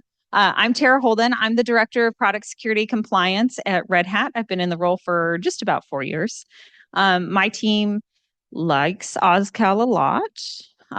We participate in it in the community in a few different ways, whether it's through the OSCAL Foundation, Compliance Trestle, through Comply Time, and other integrated products. We are trying to find a way to build end-to-end compliance. RedHat is a very large software company owned by a much larger software company that we will not name. Kidding, it's IBM. But we have customers in all of the spaces, right? And so when we think about compliance, I don't think about the US government and a federal ATO. I don't think about just CRA. I think about customers that are in every sector and in every industry. And the financial services industry is kind of a big deal when it comes to regulation and compliance. And so we work with our customers in this space a lot to figure out how can we enable better, faster compliance, right? How do we do this in a way that isn't so cumbersome? And for me, that's compliance automation and really leaning into things like OSCAL and Comply Time, Rego, OPA, a whole bunch of other projects like that, where we can string end-to-end projects together so we have a fully automated compliance automation chain. So that's me. Joining me on the panel today online, we have Theo Bruckbauer, who's the Executive Director of Technology Risk and Compliance from the CME Group. Pirooz Javan. Sorry, man, I killed that. Oh, the Chief Technology Officer from EZ Dynamics, who you heard from earlier, and then also the great John Goodman, Senior Vice President of CRI. And I'm going to let each of them introduce themselves. So Theo, do you want to start? Yeah. Sorry I couldn't be with you guys in person today. I'm up in Chicago. For those of you who don't know, the CME Group is the Chicago Mercantile Exchange Group. We run a number of derivatives, commodities exchanges, and a clearinghouse. So I've been at CME for more than 10 years. And as already mentioned, I run the Technology Risk and Compliance Group. So we are heavily invested in compliance automation, heavily invested in OSCAL. I've been involved with OSCAL for the last several years. We're running a number of internal OSCAL projects to leverage automation and compliance as code. Maybe. Great. Thank you. Pirooz, you want to go next? Sure. Yeah, sure. Sure. Thank you. As you met me earlier, Pirooz Javan, CTO of EZ Dynamics. We're have a little bit of a Trinity effect here. We are an implementer, and we do audits in the cybersecurity domain under very narrow conditions in the digital identity space. But both the implementation and the auditing services give us exposure to this domain of paperwork, which we cannot stand. And we have a culture of DevOps and software automation. So we put our heads together thinking about how to tackle this problem. Second part of EZ Dynamics that related to this conversation is we've been indirectly affected by regulatory requirements. And I mean indirectly, we do work for the government, and the government would require ISO 27001 certification. So we do go through a little bit of cybersecurity auditing. And now with CMMC2, we're happy to say we need to now rationalize our cybersecurity frameworks and think about how we cross over both of those, which is not something I'm looking forward to. And the third is, as you heard earlier, we are also building tools in the space. So happy to be here. Looking forward to it. Great. Thank you. And John? Good day. Good evening. My name is John Goodman. I'm with the Cyber Risk Institute. CRI is a nonprofit consortium of about 140 banks, insurance companies, et cetera, financial institutions.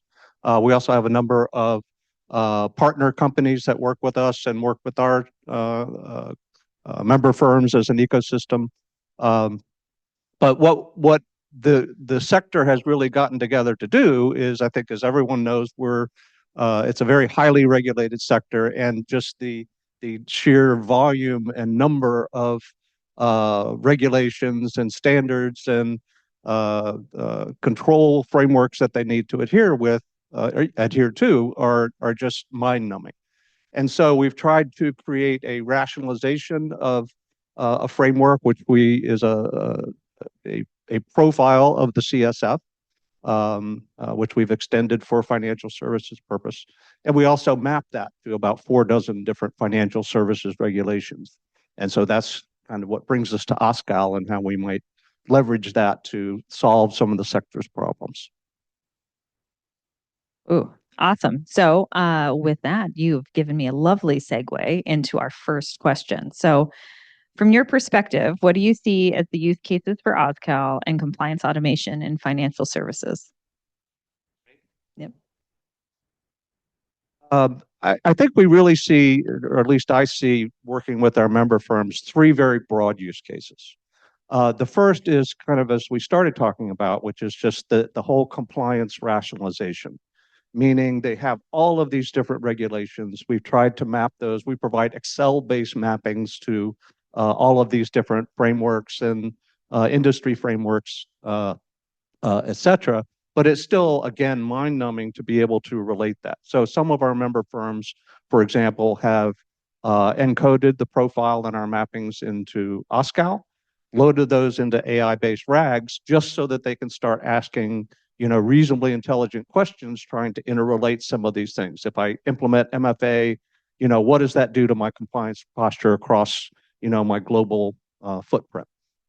So there's the compliance rationalization aspect of it is what they invest a lot of money, a lot of human time in having to relate their assessments back out to a large number of different regulatory bodies, et cetera. Auditors, they're very big, of course, on first, second, and third line risk management. So there's a very large contingent of people that work on this.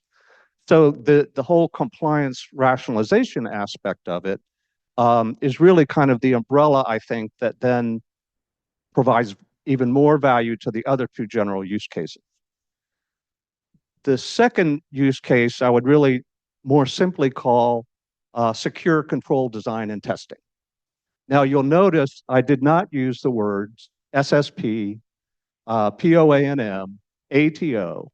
But if you're a vendor and you go in and start talking to the financial services community, and I think Theo will have some good stories about this, it just goes over their head. That's not the language they use. They do those things. They do, secure system designs. They do control testing. They, of course, do assessments and so forth. They do all those things, but they have a different language for it. So OSCAL, I think, has huge potential to solve some of those problems and to start automating some of the things they're doing there. But it's kind of a chicken and egg problem of being able to talk in their language about what they're doing and how OSCAL can provide a tool that helps them do that. And oh, by the way, we now have this mapping standard, so we can take those 4 dozen different regulations you have to comply with and relate what you're doing back to those compliance people and talk to them in their language about what you're doing on the technical front, right? And then, of course, the third use case areas we've all been talking about, and financial services probably has at least as much use as any other sector, is just continuous controls monitoring.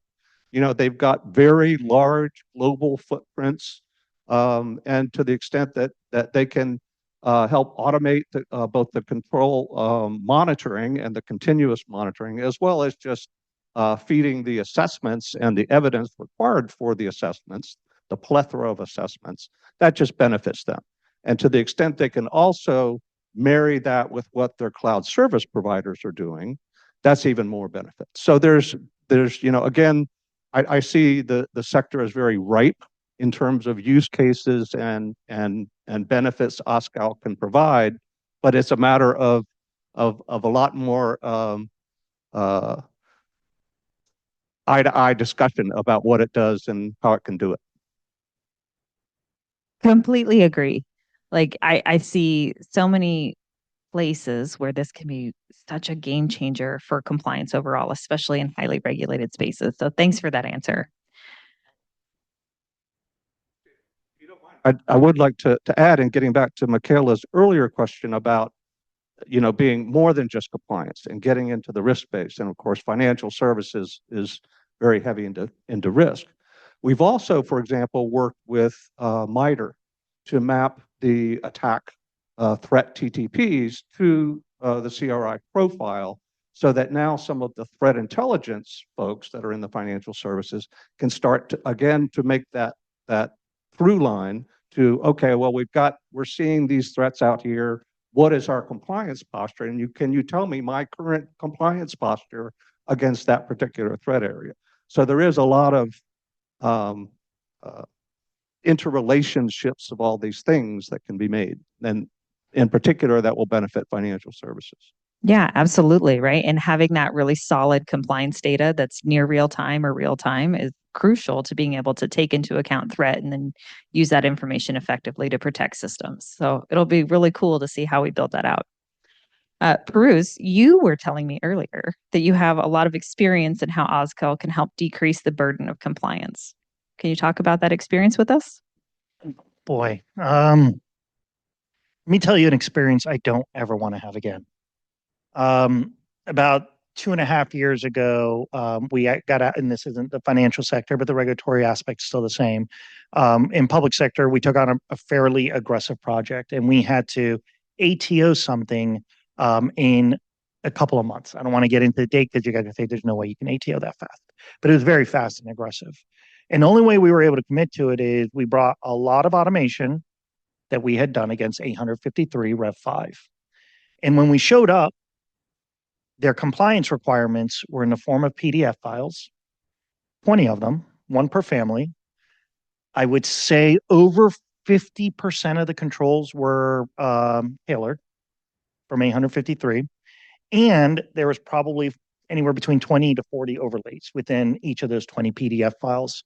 The time it took for us to operationalize our compliance work was at least a week and a half, 2 weeks, to rationalize what the control was, what the variance was with the actual 853, which is what we were expecting, and determine how we would recover from each of the variances. I do think in a scenario like that, I am looking forward to the day I show up and an organization has OSCAL profiles for us, and I can import and just operationalize and begin working on responses. So that kind of experience, I think, from our standpoint, is what we're trying to tackle, because as an integrator, while a good bit of organizations either follow the CRI or follow Rev 5, the minute you walk into those compliance regimes, there is significant variance, there is significant interpretation, and that variance for us, we see with each one of our customers, and we just see OSCAL as a common tongue for us. As long as we move in the direction of OSCAL, we'll be able to adapt to each of these environments, but we can operationalize at faster speed. I think that's the really cool power of OSCAL as a standard, right? Is that it can help us walk between all of the compliance regimes that we can put into it, right? And like for a large software company like RedHat, that's what we have to do if we're going to be able to scale compliance to meet all of the different needs of all of our customers in all of these sectors, right? So, hey, Theo, you were telling us that you were thinking a lot about controls and control libraries, right? So can you talk to us about how we publish a control that's the whole package from day one? Yeah, so this is obviously a softball question that you set up because, I love to talk about this. So we're in financial services, we're a very heavily regulated industry. And so part of the impact of that is that it's actually really difficult to iterate any kind of control language, right? So Pirooz is talking about these tailored controls and these PDFs. The truth is like those are hard fought to get to those, and often in a PDF world of controls, you open that patient once a year at best and make a lot of changes and get a lot of commitment around it. And then once you lock in that new control language, there's usually a project that flows out of that where that control is then implemented. And then downstream from that, there'll be another project where people want to start monitoring that it's operating effectively. And anyway, this is a multi-year cycle that we go through to iterate a control or implement a brand new control. And we don't get to the point where we've got a reliable metric on how it's operating for many years, if ever. So what I've tasked my team with doing, and really kind of our North Star mission, is this idea of getting to that final state in essentially a single day, which is to say we want to be able to publish a control with agreement, with stakeholder input in there from day one, with all of the automation baked in and with a clear definition, an objective definition of what passing that control looks like. So I think this is something that people in the OSCAL community kind of recognize the capability of. If you're working on a control in a repo collaboratively, and you're drafting that control and you're drafting it with the automation, then essentially the moment you publish that control and the automation rolls it out, you can start to collect the data on the coverage of that control and the effectiveness of that control, and circumvent all of those multi-year cycles. And so we're really trying at my company to push it out to say, we know what good looks like. We're going to agree on what the control objective is, agree on what automations would support a passing score for that particular control, and then push it out with the expectation that we will be far below passing, right? If it's a brand new control, the expectation is that we will be 10% at best, right? There's some good actors within the company who are ahead of the published control, and the majority of the company will have to catch up. But essentially to make monitoring for compliance the same thing as the project rollout, right? From day one, right? So it's like, we're going to write the control with the automation. One thing we like to say a lot is give the answers to the exam to the test takers, right? So we push it out and say, this is the new control, this is the automation we're testing you against. If you're not passing this, this is how you pass it. If you are passing it, then there's nothing left to do, right? And wrap that all in a single push automated package, so that really there's not all of this churn that goes into it. So we're really relying on OSCAL for a lot of that, just packaging automation, component definitions, any kind of guidance into the control, to really be clear to say, our expectation is no longer that you are passing the control the day we publish it, but that you pick up the control, you pick up all these tests, build out the enforcement points that we need you to build out, so that you begin to pass this automation, and do that just kind of multicast style, instead of the project where we used to start at the highest critical applications and burn down through the organization, and people kind of lose interest by the end because you've been working on it for 2 years, and the bottom of the barrel are the low risk applications anyway. But if we can just push it to everybody and say, your expectation is that you're meeting this control, and this is how you meet it, and this is how we test it, and if you're doing it, evidence will be gathered along the way. Then when you're ready for an audit when it comes, right? So we're thinking about this, just compressing that entire life cycle into, don't publish the control until that whole package is there, right? And we think we're really close to that. Yeah, that's awesome. It has me thinking about like the difference between having metrics from day one and having to wait and hope and see, right? And so having those metrics from day one, even if they're terrible, gives you so much more data to risk manage from, that can really be incredible. And it's one of the things that we were talking about this morning, actually. So Theo, when you think about doing that, are you thinking about doing it only for internally developed software, or are you thinking about doing it for your whole stack, including all of your vendor provided software? I think that's interesting. It's definitely a whole stack, right? To the extent that we are able to get component definitions for a particular piece of software, or draft those ourselves, right? It would be really nice to pick on RedHat, right? Say, say if you have RedHat in your SSP, and to the point made earlier, no one at my company knows what an SSP is, right? That's just me.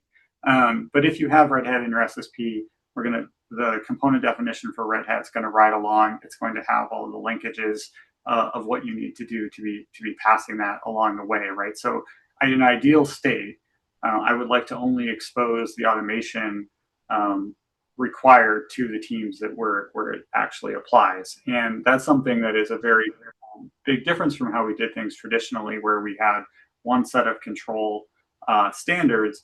We are now creating custom SSPs. Since this is a friendly audience that understands what that means, we're creating custom SSPs for each product team in the company, right? So each product team is getting a bespoke set of controls and bespoke set of component definitions. And along with that will hopefully come bespoke automation. So it will be that entire stack. So yeah, that's all underway, and we have about 60 bespoke SSPs in the organization now based on that. That's cool. So one of the things we were talking about this morning in the technical hackathon was about how companies could accelerate adoption and become a market differentiator if they were able to publish those component definitions and compliance libraries when they sold their products, right? Because for you as a customer, that would be hugely beneficial, right? Yeah. Yeah, that would make my life extremely easy. If I could, you're just transparently right. That is the big, and I think I've heard Michaela talk about this in the past. I think that is one of the big hurdles to overcome is who's going to write all of these component definitions, right? It would be ideal to have the vendors write them. We have had to do a bunch of that ourselves, but yeah, that would be a huge differentiator for us. And frankly, something with our larger contracts where we're starting to talk to them about about requiring it in that format, because we do see with a lot of vendors, they want to give you a blueprint or best practices guidelines and things like that, and saying like, I don't really want another PDF blueprint of how I should configure something. Right. If you can just publish it in OSCAL, then I'll consume it that way. Exactly. Pirooz, do you have any thoughts on that as a system integrator? Yeah. So this morning, we talked quite a bit about component definitions and the potential there. I'd say one of the areas that we're spending some time on is OSCAL is a really good opportunity to put more granularity into your security data, higher fidelity. But what that's happening, especially with component definition, looking at Michaela, for no reason, but the component definitions, when we start, so there's a spectrum of a conversation. And on the right-hand side, you have risk leaders that are closer to the boardroom and the executives that have to explain the cybersecurity. On this side, I have my lead DevOps engineer. And that conversation rarely, when you put those two in the room, there's a lot of talking past each other. So for component definitions, as we are starting to describe the granularity of it, it gives us a lot of opportunity to automate, set target configurations that can be published by vendors. But the area that we're trying to figure out is how much granularity do you put into your system security packages? And is that the kind of granularity that auditors are ready for? Because the more that component definition reflects your cloud infrastructure, your software design, you start to get into very specific things that are being done, which may not be where the auditor wants to have that conversation. So when it comes to component definitions, we're aiming towards more granular, higher fidelity, put that information in there, and we are looking at AI to kind of help bridge that explanation for the auditor. Hopefully they trust it and they like the fidelity if they want to go get it, or they can use a summary portions, right? Yeah. Right.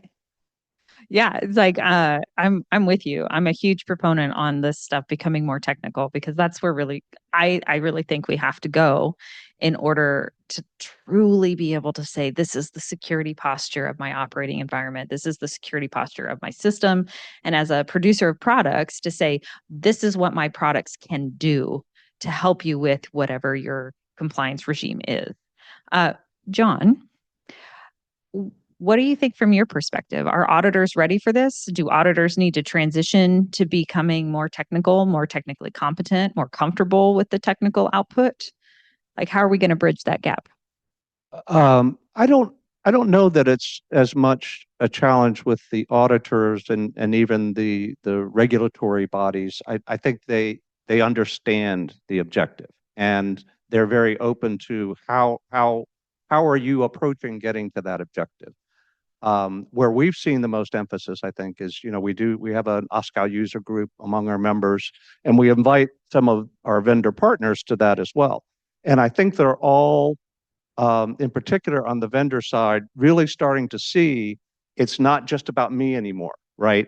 I can provide this capability, I can sell you this capability, but unless I can put that into the context of the rest of your security posture, right, through component definitions or automated definitions of how my telemetry fits into your overall monitoring structure, they are starting to get it and to say, yes, we need to plug into that architecture some way, shape, or form, and OSCAL may provide that means of doing that. So we're starting to get that inkling of, hey, the sector is asking for this. They're drowning in what they're doing, and we can help in this. And so we've seen big strides with even some AWS has made some good strides here to really help again plug things in an automated manner.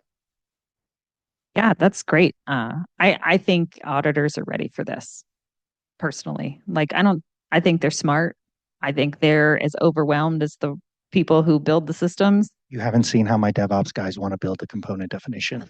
Detailed, and they are all about the cloud configurations. That's why we're here at the OSCAL Foundation, right? Is to help set that standard so that we can get to the right balance so that it works for everybody who is involved in compliance, whether it's the engineer, right? So we can come at this from an engineering perspective first and then make it make sense for that auditor at the end, right? Because at the end of the day, a customer still needs that certified assurance that their system is operating in accordance with whatever the regulatory standard is, right? We have one more thing, and then we're going to take questions. So no panel would be complete in 2025 if we didn't talk a little bit about AI. I'm going to set you up for the next panel. So in 2 minutes or less, how do you think AI is going to affect compliance? Go ahead. Well, in a not in undifferent way from cyber, right? So one of the things we just finished our final draft of is essentially a profile of the AI risk management framework, where we've decomposed that into about 230 control objectives in a manner very similar to what we did with the cybersecurity framework. We're seeing that as probably being very influential in very many of the same ways, except that there's a real dearth of material there already. The regulatory community, not as much in the US, they're still pretty hesitant on things, but there's not a lot of standardization and focus on the AI front. So we do see much the same kind of trajectory, the focus from the beginning on control standards and some way of verifying that you're doing what you should be doing and against a framework, I think is going to be just as powerful there as it has been in cyber. Right. Theo, do you have any thoughts? Yeah, I think we're going to see, I think to collide it with another question that you asked, AI is going to allow auditors to be a lot more technical. I think we're going to see auditors come in and start using generative AI tools to parse data, to make sense of evidence, and crunch through evidence a lot faster. So I think they are going to expect a lot more evidence and cope with the more detailed evidence that we were talking about with the component definitions.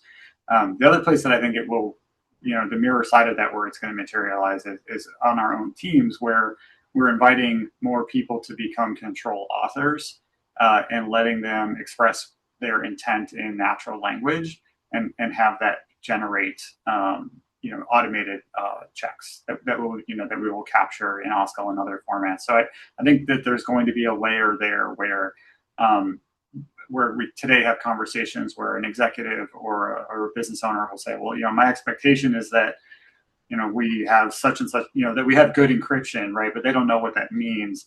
And then having a layer of AI that recommends specific controls and then also specific automation to test those controls. Right? So I think we're going to see that layer appear pretty rapidly. Yeah, I agree with Theo and John. the higher fidelity is good for context for AI engines. So having that higher fidelity of data come in definitely can help out the auditors for AI integrated systems. I'm really looking forward to the first group or body that publishes an MCP server that actually works with OSCAL for integrations across ticketing systems. Did somebody do it? I did not know that. AWS Must have missed yesterday? that. Congratulations. Yeah, All right. technically yesterday. So my bad. That's a great news. I think that opens up a lot of interoperability challenge. It addresses potentially a lot of interoperability challenges. Yeah, I think there's a big role in AI in this, and OSCAL will only empower us. Now, one more thing. In this mix of 20x and Rev 5, as you think about 20x having more flexibility in the machine readable formats, I do think AI will bridge that gap a lot easier for us as well. Yeah, agreed.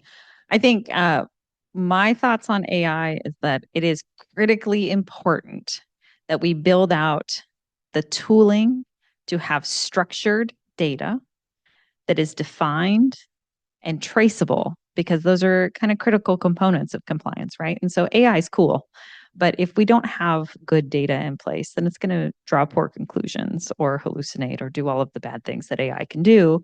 And when we're in a world where compliance is a legal liability issue, right, we really have to get to the place where we have really high fidelity in those AI tools that we do use for whichever use case we're talking about. So that's my 10 cents on AI. And so hopefully we've set the next panel up for success.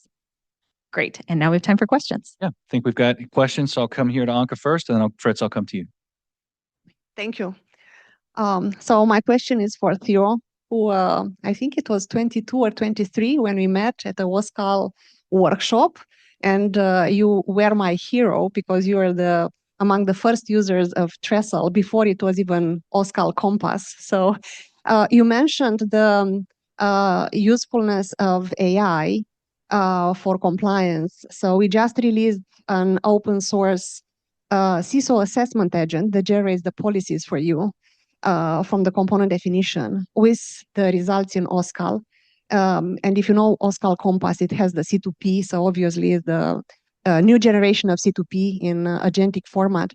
So my question is, how do you see this fitting in your portfolio with the Trestle and the other tools? And what do you need for that in order to make it useful for your current setup?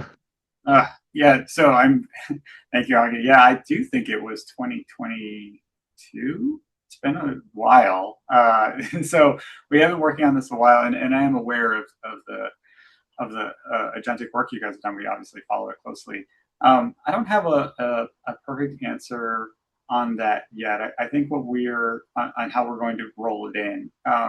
For us, it really is going to be a pipeline of writing kind of human language control anticipation, and then finding a way to roll in and roll out in sort of a blue-green method, any kind of automation to test the particular controls that we're looking for. And so there's really a workflow there that we need to wrap our heads around and get comfort with our second and third line and other auditors on the strength that we're automating the right things and testing the right things. So the way that things are working now, to just make a little bit more sense of the challenge we have, is we have had we've had more success automating this workflow that kind of naturally evolved or organically evolved with the auditors, which is originally the auditors, they wanted to go and sit over someone's shoulder and see what they were looking at. And then they eventually asked for access themselves so that they could pull the evidence themselves. And then those became good candidates for automated collection of evidence. And then those are really solid candidates for us to just fully automate the continuous monitoring of. And the auditors are like, oh, that's the thing I always looked at, and now it's just continuous. Like that, they really understand. But to come back to them and say, like, we wrote this automation, or AI wrote this automation, it's something you've never asked for, but we think it's really good evidence. It's a little bit of like reversing the flow of the river. And so we're kind of working out how to work that particular workflow, if that makes sense.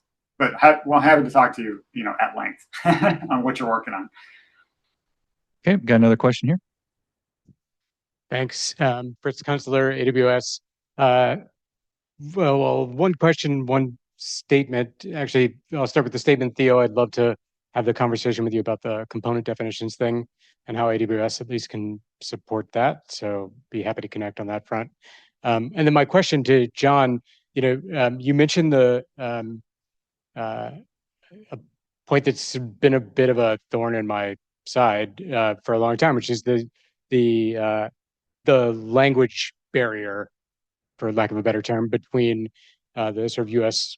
government or federal space and the terminology that OSCAL uses today and the rest of the world, where the concepts in many cases are identical, but the terminology is really radically different and a headache.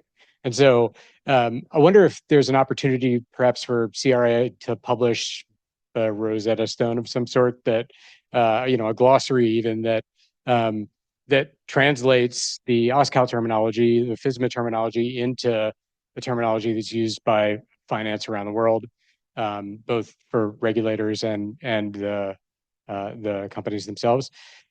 So I'd be happy to collaborate with you on that if it's something of interest. Yeah, absolutely. And that's really, one of the, I would say, purposes of us creating our own OSCAL work group, right, is to try to identify what are those, things we need to start doing and start working with the OSCAL Foundation on in terms of more awareness, more things like translators. We do a lot of mapping already, so we can translate, OSCAL to financial services, and maybe we'll have some success there. But that's exactly why we've created our own user group, is that kind of thing. To that point, though, I mean, I've worked extensively in financial services. I understand that there's very often the agreements that we make with these companies prevent us disclosing lots of things. That said, I think there would be great benefit to the OSCAL community and frankly to industry at large if we could find a way to put more of the work that you're doing into the public domain than is currently available. Yeah, most of our work is in the public domain. The other side of what we do is working with the regulatory community. We work with most of the regulators around the world, and kind of our understanding with them is that as a nonprofit, they will support our activities if we publish things publicly. So almost all of our work, there's a few things we withhold as member-only benefits, but almost all of our work, all of our mappings, for example, are all public. So we do try to evangelize in that manner. All right, we got 1 minute. Sure. My question probably will seed the conversation with the next panel. So is there a vision that AI will soon self-heal itself using OSCAL to do self-assessment for security, privacy, safety, and all other requirements that are set upon it? I mean, we'll let the next panel take that question. But if I have my way, the answer to that is not soon. Any final thoughts on that question? I would just suggest a human augmented role. Trusting the machine at this point in time, I'm with Tara. We're not there yet. Yeah. Thank you so much. Please join me in thanking. What great panel. Really appreciate that. Theo, thank you so much for joining us from Chicago. We really appreciate that. Wish you the best rest of your day. Sorry you're not here for drinks and hors d'oeuvres later. Hopefully we'll see you next time. Thank you so much. All right, so we're heading into our last panel of the day, as we've heard multiple times, about AI.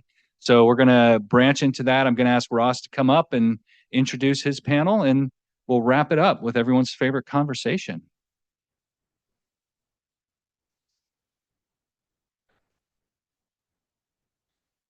Hello, yeah, y'all just grab your seats. We're going to introduce yourselves.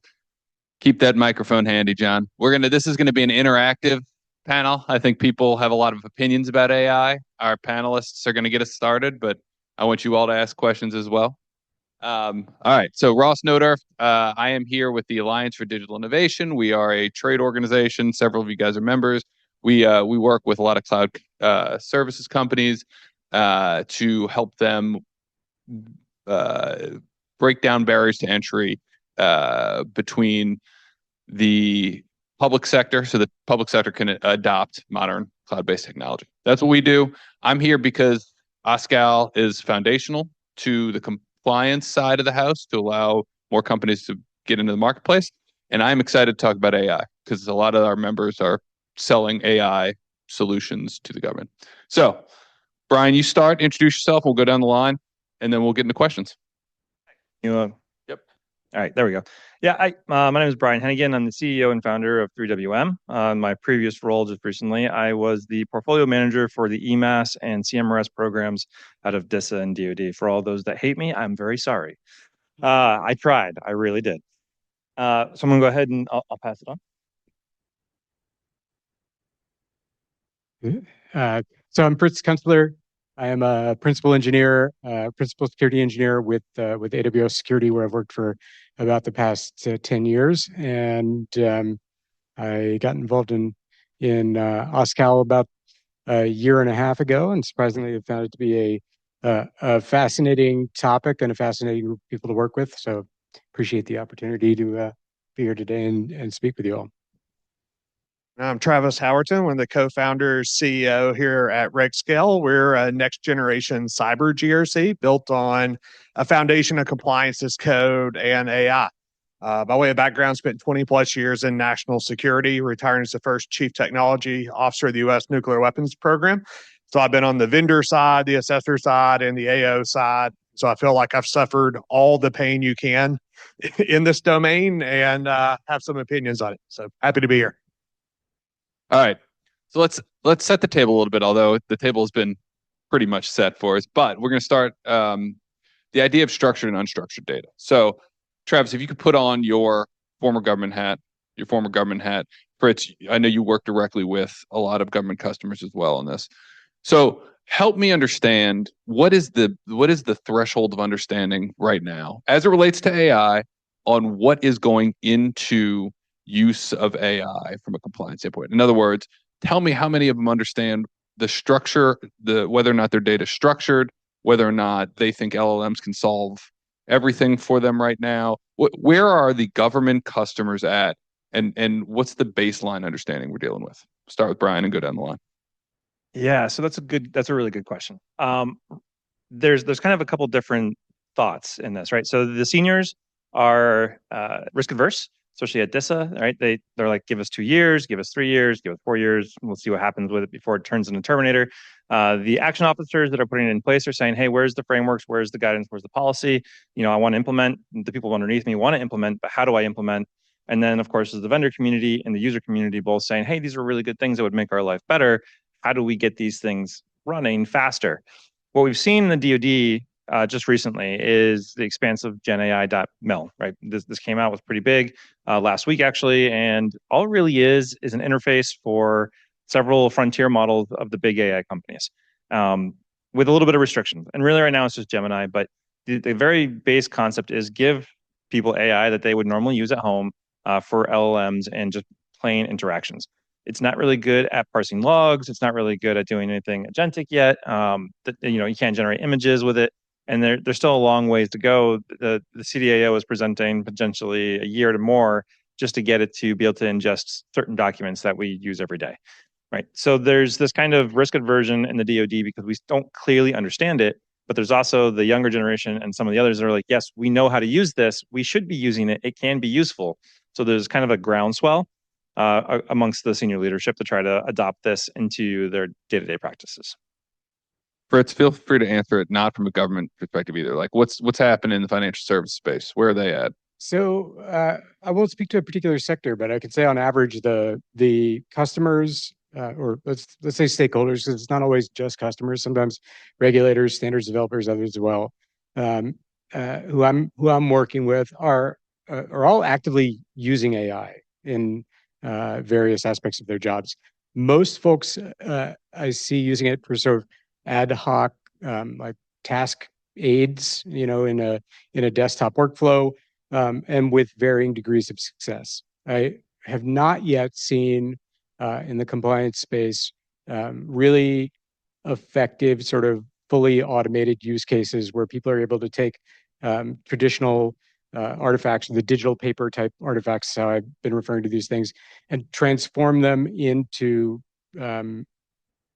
content that is readily usable for automation, and get really consistent results. That is hard, and I definitely don't think we are. I definitely don't think we're there yet.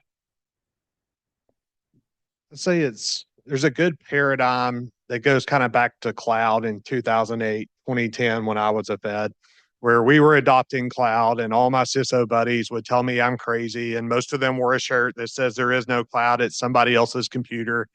And they would hiss at me and how dare you put your data out in the cloud. And now every one of them's in the cloud in 2025. I think AI is the same thing because the unit economics are the same. Like it's inevitable that it's going that way. At the same time, there's just a continuum like there was then. There's some folks we talk to in government and customers that have more of that Doge mindset of why are we doing it this way? We got to take cost out. Let's get rid of all the manual and go completely automated. And they're extremely aggressive all the way down to these are the keys to the kingdom. We're never going to feed that to an AI model. Everything about this freaks me out. And the answer is no. And you've got everything in that continuum of customers. So I think we're in the early adopter phase of showing the value. And what I would say, the thing about AI is it's a blessing and a curse today. AI can do things that would take me months and get me in the ballpark in seconds to minutes. It is also confidently wrong a lot, right? And so it's that precision thing that gets you, I think, right now, because this, especially in national security workloads and other things, it's important that it be right.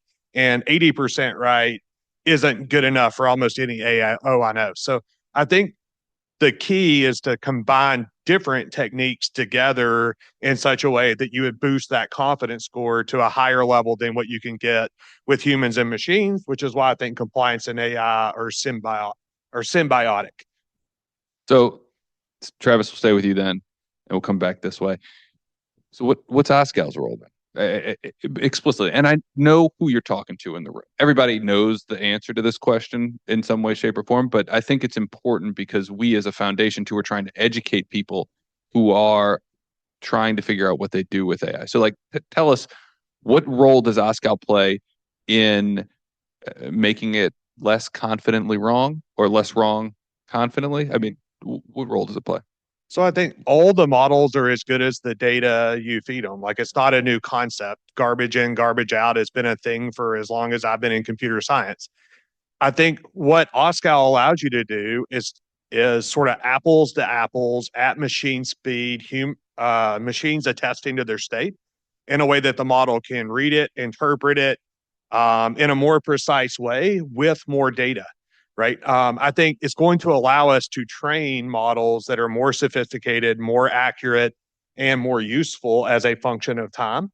It also is going to allow us to be interoperable, which is another big problem. Almost nobody is just completely cloud native in one provider. We've all got hybrid multi-cloud systems. We use multiple different providers.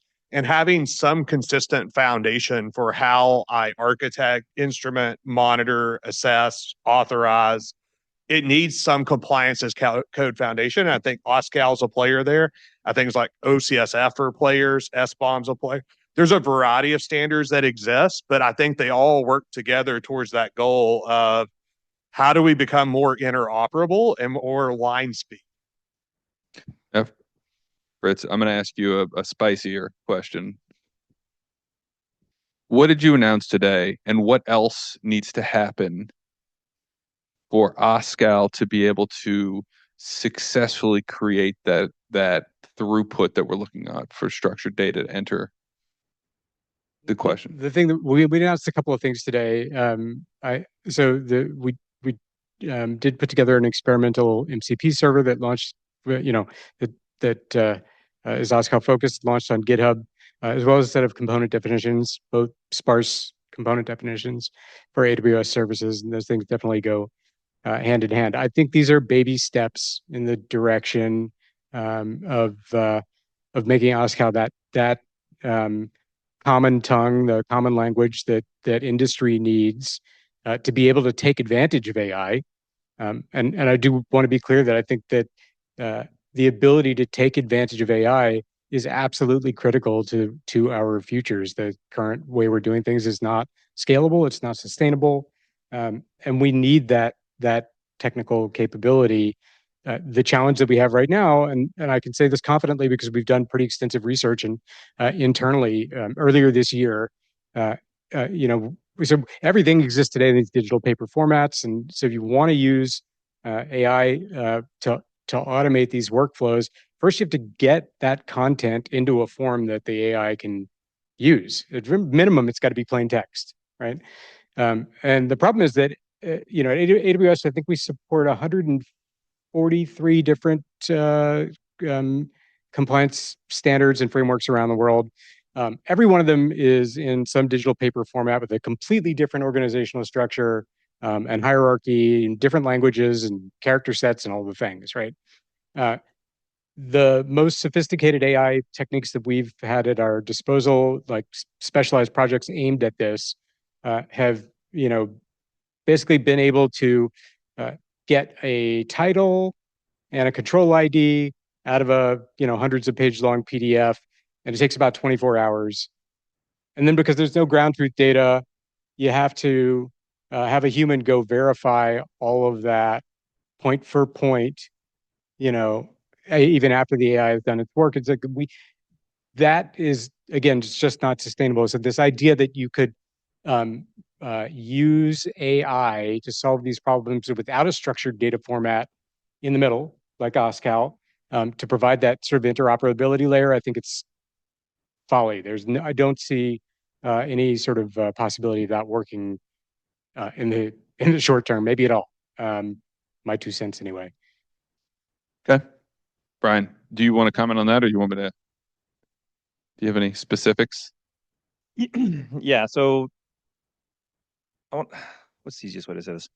So CMRS and EMAS. So CMRS as a continuous monitoring risk scoring platform has used a data format for a really long time. It's XML. It's been around for the last 15 years. And we have a very real problem. We understand having to take disparate information and bring it together, unstructured data.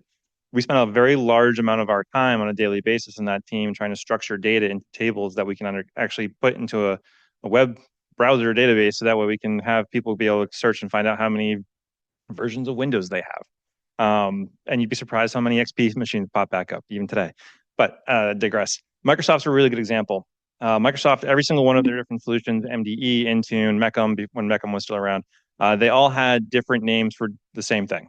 And there was no cross-correlation between any of those systems, right? Everything was siloed because that's just the way that they built their solutions.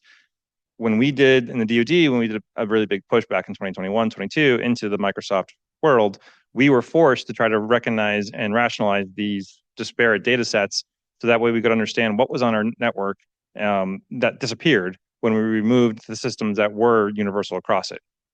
So we used to use something called Trellix, which was McAfee, and that pulled and identified everything with a standard data set, right? So we had a version of OSCAL already that we kind of used ourselves, that we created, which was great for us at the time, but not good to scale, and also not good for the rest of industry because no one else outside of industry knew what it was. So very real problem set.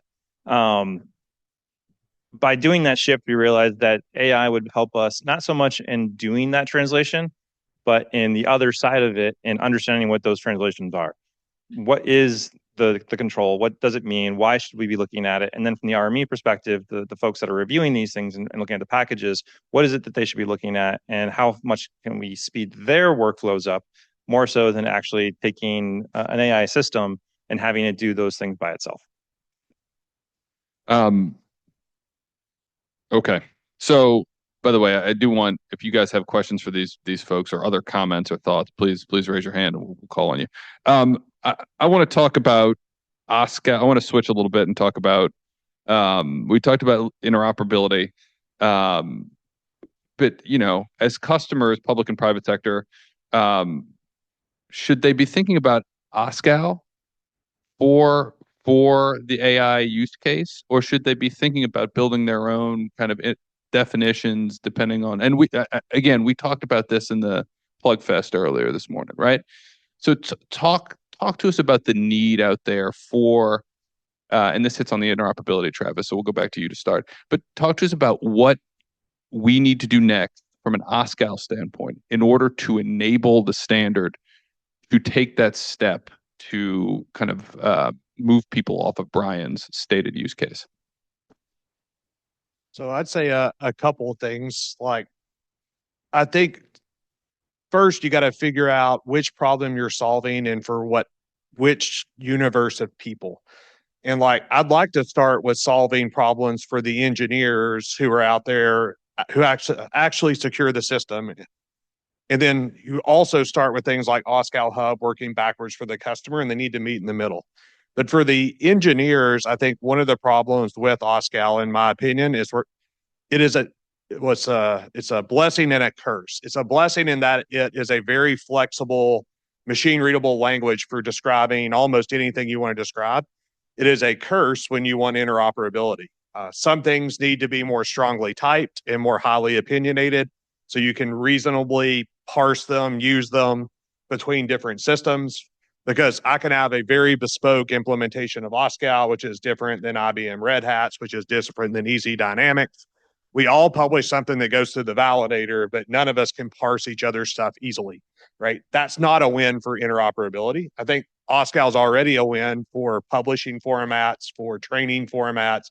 For interoperability, I still think there's work to do where the foundation can bring people together, PlugFest, other things to work on it. But if you try to do that use case in OSCAL today, you will immediately run into challenges, which has been my experience. So, all right, I'm going to ask and I asked this on the prep call, so you weren't there, Brian, but I'm going to ask a real dumb question. I'm watching these models develop, the large language models develop rapidly, as they get smarter and smarter. Why would we need this intermediary layer when maybe it gets better at being more accurate over time? Or is there a limit to how accurate it's going to get over time? AI specifically, right? So I'm asking this from think of me as somebody who works at who's not in here. Is KPMG in here?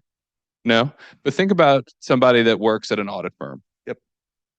I'm not necessarily an engineer by training. Why can't I just wait for the models to just get that much smarter and then go to town? Why do I need OSCAL or something similar? Go ahead, Fritz. So I think so if we're talking about, well, hang on, let me back up a second. I think we shouldn't limit the scope of the conversation here to model training, because I think it goes well beyond that. But this is a problem that, like, to use that terminology, this is a problem of labeled data versus unlabeled data, right? They're conceptually a security control or a requirement of some sort is just a piece of narrative text. You're talking about a sentence or a paragraph of some sort, right? And so if that is presented to a large language model or your favorite agentic AI tool, whatever it may be, without any labeling of any sort, you're not just asking the thing to figure out, well, how does this map to other controls, or how can I use it to determine what I need to implement? First, it has to figure out which aspect of this text you just handed it is actually a control. Which part of this is even relevant to me? Which part of it is like header and footer information from the PDF that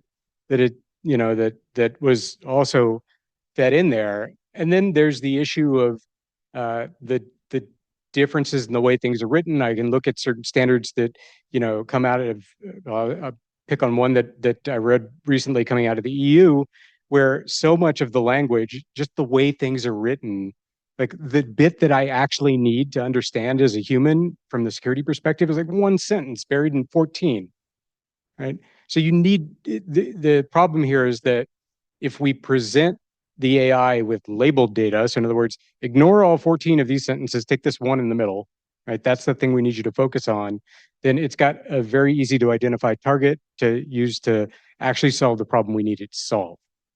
Otherwise, we're just wasting compute resources and cooling resources and all the other things, power, right, to try and derive out of this big monster pile of text the one sentence that's relevant to us, and then use that to do what we want. I think OSCAL shines there because it makes the table. When we present it in OSCAL, we've now got labeled data for the model to focus on. I want to pick up on the question that Tara asked earlier. Again, with my auditor hat on, why when we're looking at AI use in the broader context of compliance as code, compliance automation, and there's an introduction of agents, what role and what should we be looking at as we're thinking about the progression of a standard like OSCAL or others to enable kind of agent-to-agent conversations? Is that possible now? Is that something that we're going to see a lot more in the future? Is that something that's going to replace me, auditor, or me, authorizing official in an agency? Like, where does it stop, and what role does the broader standard play? So, replacing the AO would be an interesting outcome, right? How much faster would we get if we did, right? Especially at places like this. So one of the things we talked about in the last panel that I heard was that the standards change based on the person reviewing it, your auditor. Yeah. And that's nowhere more apparent than places in the DoD, because you can go from one agency to another and have completely different standards for the same thing.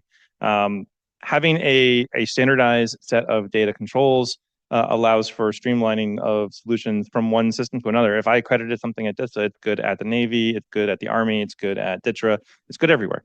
And that's really important because that allows for dissemination faster. The other thing is the ability to get more trust in the information as it develops. I think that's where, by developing from a common language, you're able to adopt more trust across from different people. So people will trust the outcomes from that AI agent that's doing that review much more readily if they know that it's based off the same thing that they've seen 1,000 times, and they trust that that same thing is the right answer. So if people adopt OSCAL for other things, not just AI workflows, but for other solutions and other software sets, and especially around security, and they trust that framework, they're going to trust it when the AI gives it back to them. Any other thoughts on that one? I do think the agentic thing is, I mean, it's actively happening. It is something we're experimenting with day in and day out, and including the use of OSCAL as a language or protocol for agents to communicate with one another. I think that is a great use case. I do expect that we're going to see more and more of that kind of stuff start to happen. I don't think we're going to see humans disappear entirely from this workflow anytime in the near future. And the major reason for that being is that we could use AI and OSCAL to automate the production and analysis of this stuff all we want. But at the end of the day, humans are accountable for this stuff, and that is not going to change, right? So I don't think we're going to see the disappearance of people. I do think we hopefully are going to soon start to see those people focused on stuff that is much more important and potentially enjoyable to do than what a lot of folks are working on all day, every day now. What I would add to that is, like, I'm also a big believer. I don't see humans getting replaced writ large in this workflow. What we talk about more is supercharging humans. The problem isn't the humans, the problem is what we pay the humans to do, which 80% of the time is to be a gopher, to crunch a bunch of data, to try to get to a point where they can make a risk-based decision. I don't know anybody who wants a frontier model making risk-based strategic decisions for their organization. I know lots of people are open to not having to crunch all the data, figure it out. So I think to the degree to which we help AOs and risk accepting officials in whatever industry make better risk-based decisions faster off better data, that's the win. Because the reality is, like, a lot of times in the government, we can't really afford or don't have enough humans to look at something once a year, once every 3 years to sample it. Meanwhile, we're getting attacked every day. Those attackers are using frontier models, are getting better. So like it gets the disconnect between attack and defend is getting wider and wider. So you need things like OSCAL to close the time gap on that stuff. Because it's not okay for your PI to sit in an S3 bucket for a year before you find it, because that's all you could afford to throw people at it. Like the way we build these programs doesn't scale. And even if the government had unlimited money, which it does not, we're in a deficit. Like even if it had unlimited money, there aren't unlimited people who are trained and skilled to do it. So it's not about, to me, replacing the people. It's sort of how do you force multiply the people to have a bigger impact within their orgs. Go ahead, Stephen. Hey there. I'm going to ask a little bit of a specific question. Fritz, you've just recently published the MCP server for OSCAL. Travis, you've described RegScale as an AI-first approach to this. So clearly, AI is in use in OSCAL right now, right? So not as a hypothetical, but it is being used by various companies today. So my question is, from the foundation perspective, what, if anything, can the foundation do in the short term to make your use of AI and OSCAL better, faster, easier, or more advanced? Yeah, I'll just say that I think, obviously I'm a fan of OSCAL. I'm sitting here, right? So that said, I do think it's got some sharp edges that we need to sand down. I think it can be simplified in some key areas that will help to support, as Travis mentioned, some of the interoperability challenges that come from people sort of creating their own bespoke ways of using things. Some of that doesn't even really require change to OSCAL itself as much as it requires the foundation to publish patterns for how to do stuff, easy buttons, such that like the easy thing is just to adopt, like, here's how you do it. It's easier to do it the way we figured out than go figure it out for yourself. Just double down on highly opinionated approaches that minimize variance. Like I was always taught good engineering, and if you want to drive quality through a process, you want to minimize variance. There's a lot of variance that the standard allows today. And so to the degree we can have opinionated approaches, whether through more strongly typed things that should be strongly typed, or for namespaces that give you really good patterns that you could use, doesn't really matter from an engineering perspective how it's done. But if we want interoperability, I think that minimizing variance and having strongly typed patterns that you can count on between different tool vendors would be a big win. So from the DoD perspective, my last hat, right? My team spent 2 months over the summer bringing vendors together to have a conversation with MITRE to go over different analytic standards and naming conventions, having a framework and that they can reference instead of having to pull all those different people into a room to then generate their own stuff. Like I love my engineers, my team, right? They were great people, but these things are already out there, right? These frameworks are there and they should be used and they should be standardized across. I think that's kind of the point. By trying to remove some of the individuality of engineering, right, and bringing it back to a standard base, we are able to bring better solutions to the customers faster. So I'd love to see more messaging and more interaction from the foundation with the customers at the DoD side. Are there audience questions? We got one in the front. He's coming with the mic right now. I could just get out of my chair too. Yes. So, Stephen, to your question, I think what AI allows is a better interoperability for this individualized usage in particular case.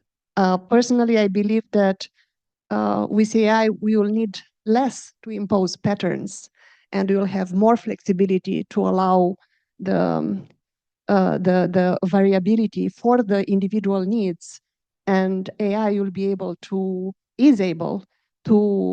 understand the relationship between them and provide a way for exchange between those in a common way. That's what I think AI comes into the picture, makes the interoperability much easier. One more question from me, and then any other questions from the audience. Do you guys think that we will ever get to a point where near real-time monitoring is a real thing, whether it's in the government? I mean, is it coming? Is it very far in the future, or do you think we're going to be able to get there in a meaningful way soon? If you ask the current acting CIO, it is coming fast. Sarrington, yeah. So yeah, no, and the that's DoD. fine. And for those of you, reality of it, as you said, right? That's what I'm asking. Yeah. So the reality of it is that there are hurdles. We'll call them hurdles. There are hurdles to achieving a real-time, continuous monitoring landscape across a complex set of systems. It might be really easy for a small system or a small, like singular, maybe one or two different solutions in a small space. But for a large system like something like the DoD or in the federal space, I think it's almost impossible right now. Even with all the tools, I think it'd almost be impossible right now because there are so many different variations and there's so many personalities and leadership that kind of stand in the way of those things. Good, got it. My answer is yes for right now, kind of. Like in my when you say yes, you think we can do it right now? Yes, 100%. You can do it right now. But kind of, and like the big variable to that is how heterogeneous is your environment.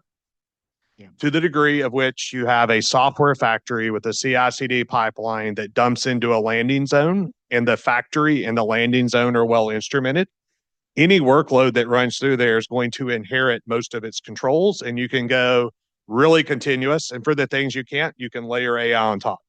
So like if you are in that architecture, 100%, I think you can do it today. If you're in a distributed multi-network, air gaps, wildly heterogeneous architecture, I'm exactly where you are. And so you're on. I certainly agree with the with that notion, right?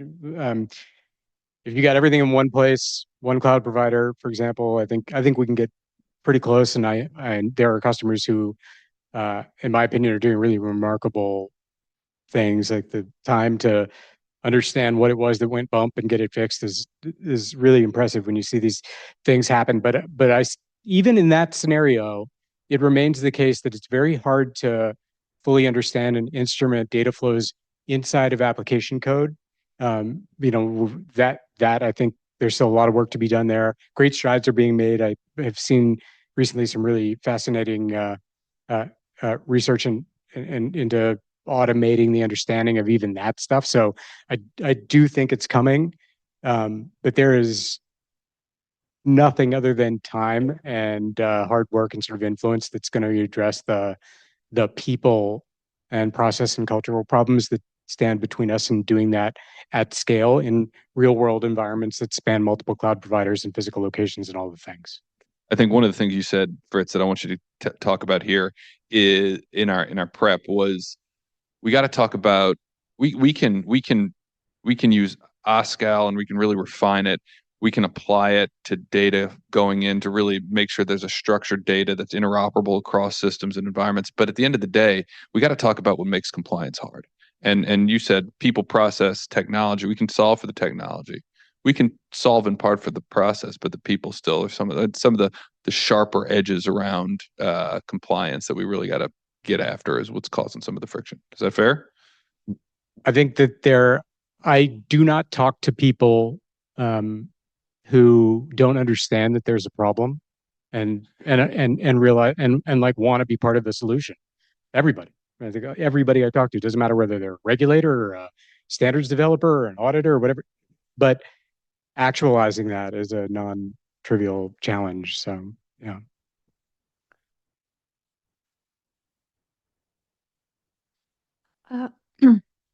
I just wanted to add from my past experience working with a lot of people that were adopting OSCAL, continuous monitoring will rely definitely on the way you implement OSCAL, the way you use OSCAL, the granularity of the information. Because if you have a lot of requirements into one statement, you will still have to have at one point in your cycle a man in the middle that will have to break that down. So that's not automation. I've seen that happening. People that are saying, I invested in 6 months of resources to do a pilot, and look, my auditors have to stay there and break the control. Well, why didn't you break the control up front to allow you to have a single statement that can be actionable? As Travis and Fritz said earlier, if you have a lot of information there, but only one is actionable, you have to apply OSCAL the right way. This is where I think the foundation is instrumental on providing best practices of developing artifacts in OSCAL. Yeah, and we thank you. And we heard loud and clear, Stephen, in the answer to Stephen's question. Yeah, no, we have a question. Andy, question over here. So I guess just keeping in theme with AI, we thank you for publishing the MCP server. That's a great achievement. We'll definitely check that out later today and over the coming days. I'm curious if there should be other investments. I think it was alluded to earlier. What do you, across the panel, do you think we should be investing in things like agentic tools, or building a small language model, or publishing benchmarks on Hugging Face or something like that as it relates to, okay, all of the above? Or is there something specific that you have opinions about it? Any other opinions? My opinion is yes. Yes. Okay. Not only yes, but whose responsibility? All of our responsibilities on an individual tool level? Like how? What's the most constructive way to do that? Should everybody just be pushing it out there? Should it be convened by somebody to do that? Should Hugging Face be running something? Like, how does that happen in a constructive way? And my opinion is that the people in this room are likely at the leading edge of what we need to happen in this industry, or in industry in general, right? So to all of you, I say yes, you should be doing those things.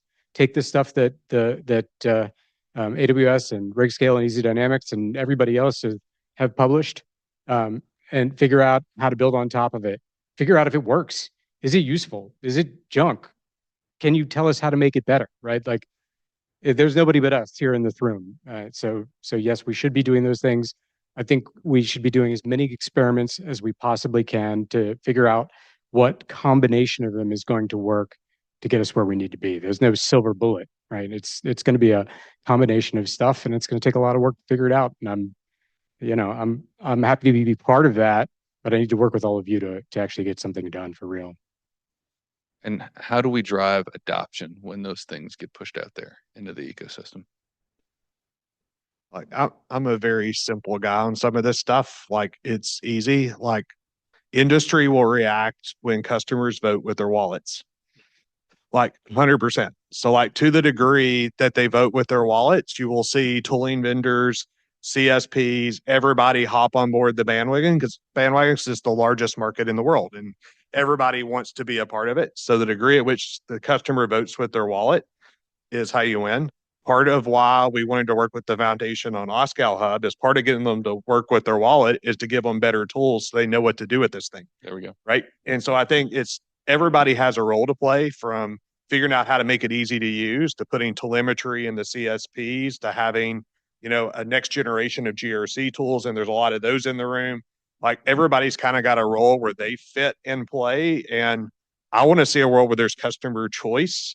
And I say this often on panels. Like, I grew up in a world of no hope.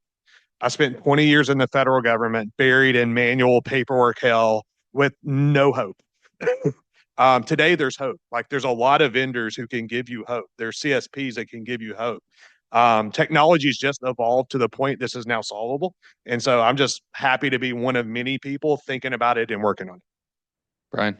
So one of the things I would say is, from the foundation standpoint, is bringing in companies or organizations that have direct ties to the heartstrings of the consumers, right? So I don't know, is anyone here from NVIDIA, right? So if we're talking AI, we can't have that conversation without NVIDIA.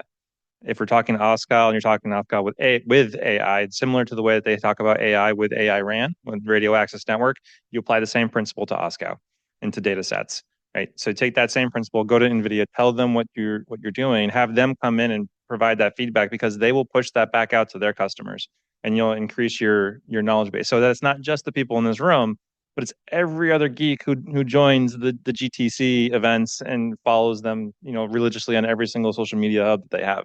And I think that's really important. The more that we market it and tell people what we're doing, and the more value they see in it, the larger distribution, the quicker the adoption. So I just want to say one more thing on this point. I do think this is maybe another role for the foundation, right? Even amongst the folks in this room, IBM, Red Hat, like and a bunch of individuals here have built and published really interesting, cool, useful tools, right? I talk to customers, to regulators, other stakeholders. They're not aware of those things, in spite of the fact that this is like a lot of it's freely available and directly solves their problem. They somehow don't know about it. And this OSCAL MCP server that I talked about before, one of the things that does is that it ingests, many of you are probably familiar with this awesome OSCAL repository in GitHub. It's just a list of stuff, right? Of like cool OSCAL things that people have built. So in testing it, I just asked it the question, well, like, hey, what are the GUI tools? What kind of GUI tools are available for me? In OSCAL, there are like 6 things in there written by some people, a lot of them by people in this room that I wasn't even aware of. And I'm doing this practically all day, every day. Right. So we do have a sort of internal PR problem. I think we can do better at advertising that stuff and using each other's work to build on top. You give me $2 million for marketing. Wait, hold on. I'm going to ask the OSCAL Foundation too. No. All right. I think we have talked everybody to death here. We appreciate you guys staying all day. I want to turn it over to John for closing thoughts, and we'll continue the conversation out by drinks. Great. Thanks, Ross. Thanks. Great panel. Thank you so much. It's awesome. And I can see that the people really would like to continue the conversation. So as Ross said, we've got the opportunity to continue to do that. Let me just say again, thank you, everyone. Some of you have been here all day, starting this morning with the hackathon. You've stuck with us throughout the day. Absolutely love that. We've had some great announcements today about things that are out there. And I think some really great insight across some of these key areas. So thank you all again for coming. I'll just reiterate again the message that we hear over and over again. We just heard it on this panel. This needs to be community driven, right? It needs to be not just the private sector, not just the solution providers, of which we have many in the room here today. We need those end users. We need those customers. I don't know if Theo, if you're still online, I'm going to invoke your name for just a second. It was great to have Theo here as an end user to come and talk about his experience inside of his organization in using OSCAL and getting that input. I think what the foundation would love to see is more of that, right? We want more of those end users to come to help support those OSCAL use cases because, I think it was Fritz's point, that helps all of us, right? When we can hear, or actually, no, well, Travis, you said it as well. If we can hear from the customers, what is it that they need? What are they willing to spend the money on and work with all of us in this context? That's just going to be better for all of us. So we're obviously very excited about that. So again, thank you so much. You know how to reach us if you need anything. Food and drinks are out there. Please go continue the conversation or don't and just have a nice drink and stay warm for a little while longer before we all head out into the cold. Looking forward to seeing you all at future events. Thank you. Safe travels home.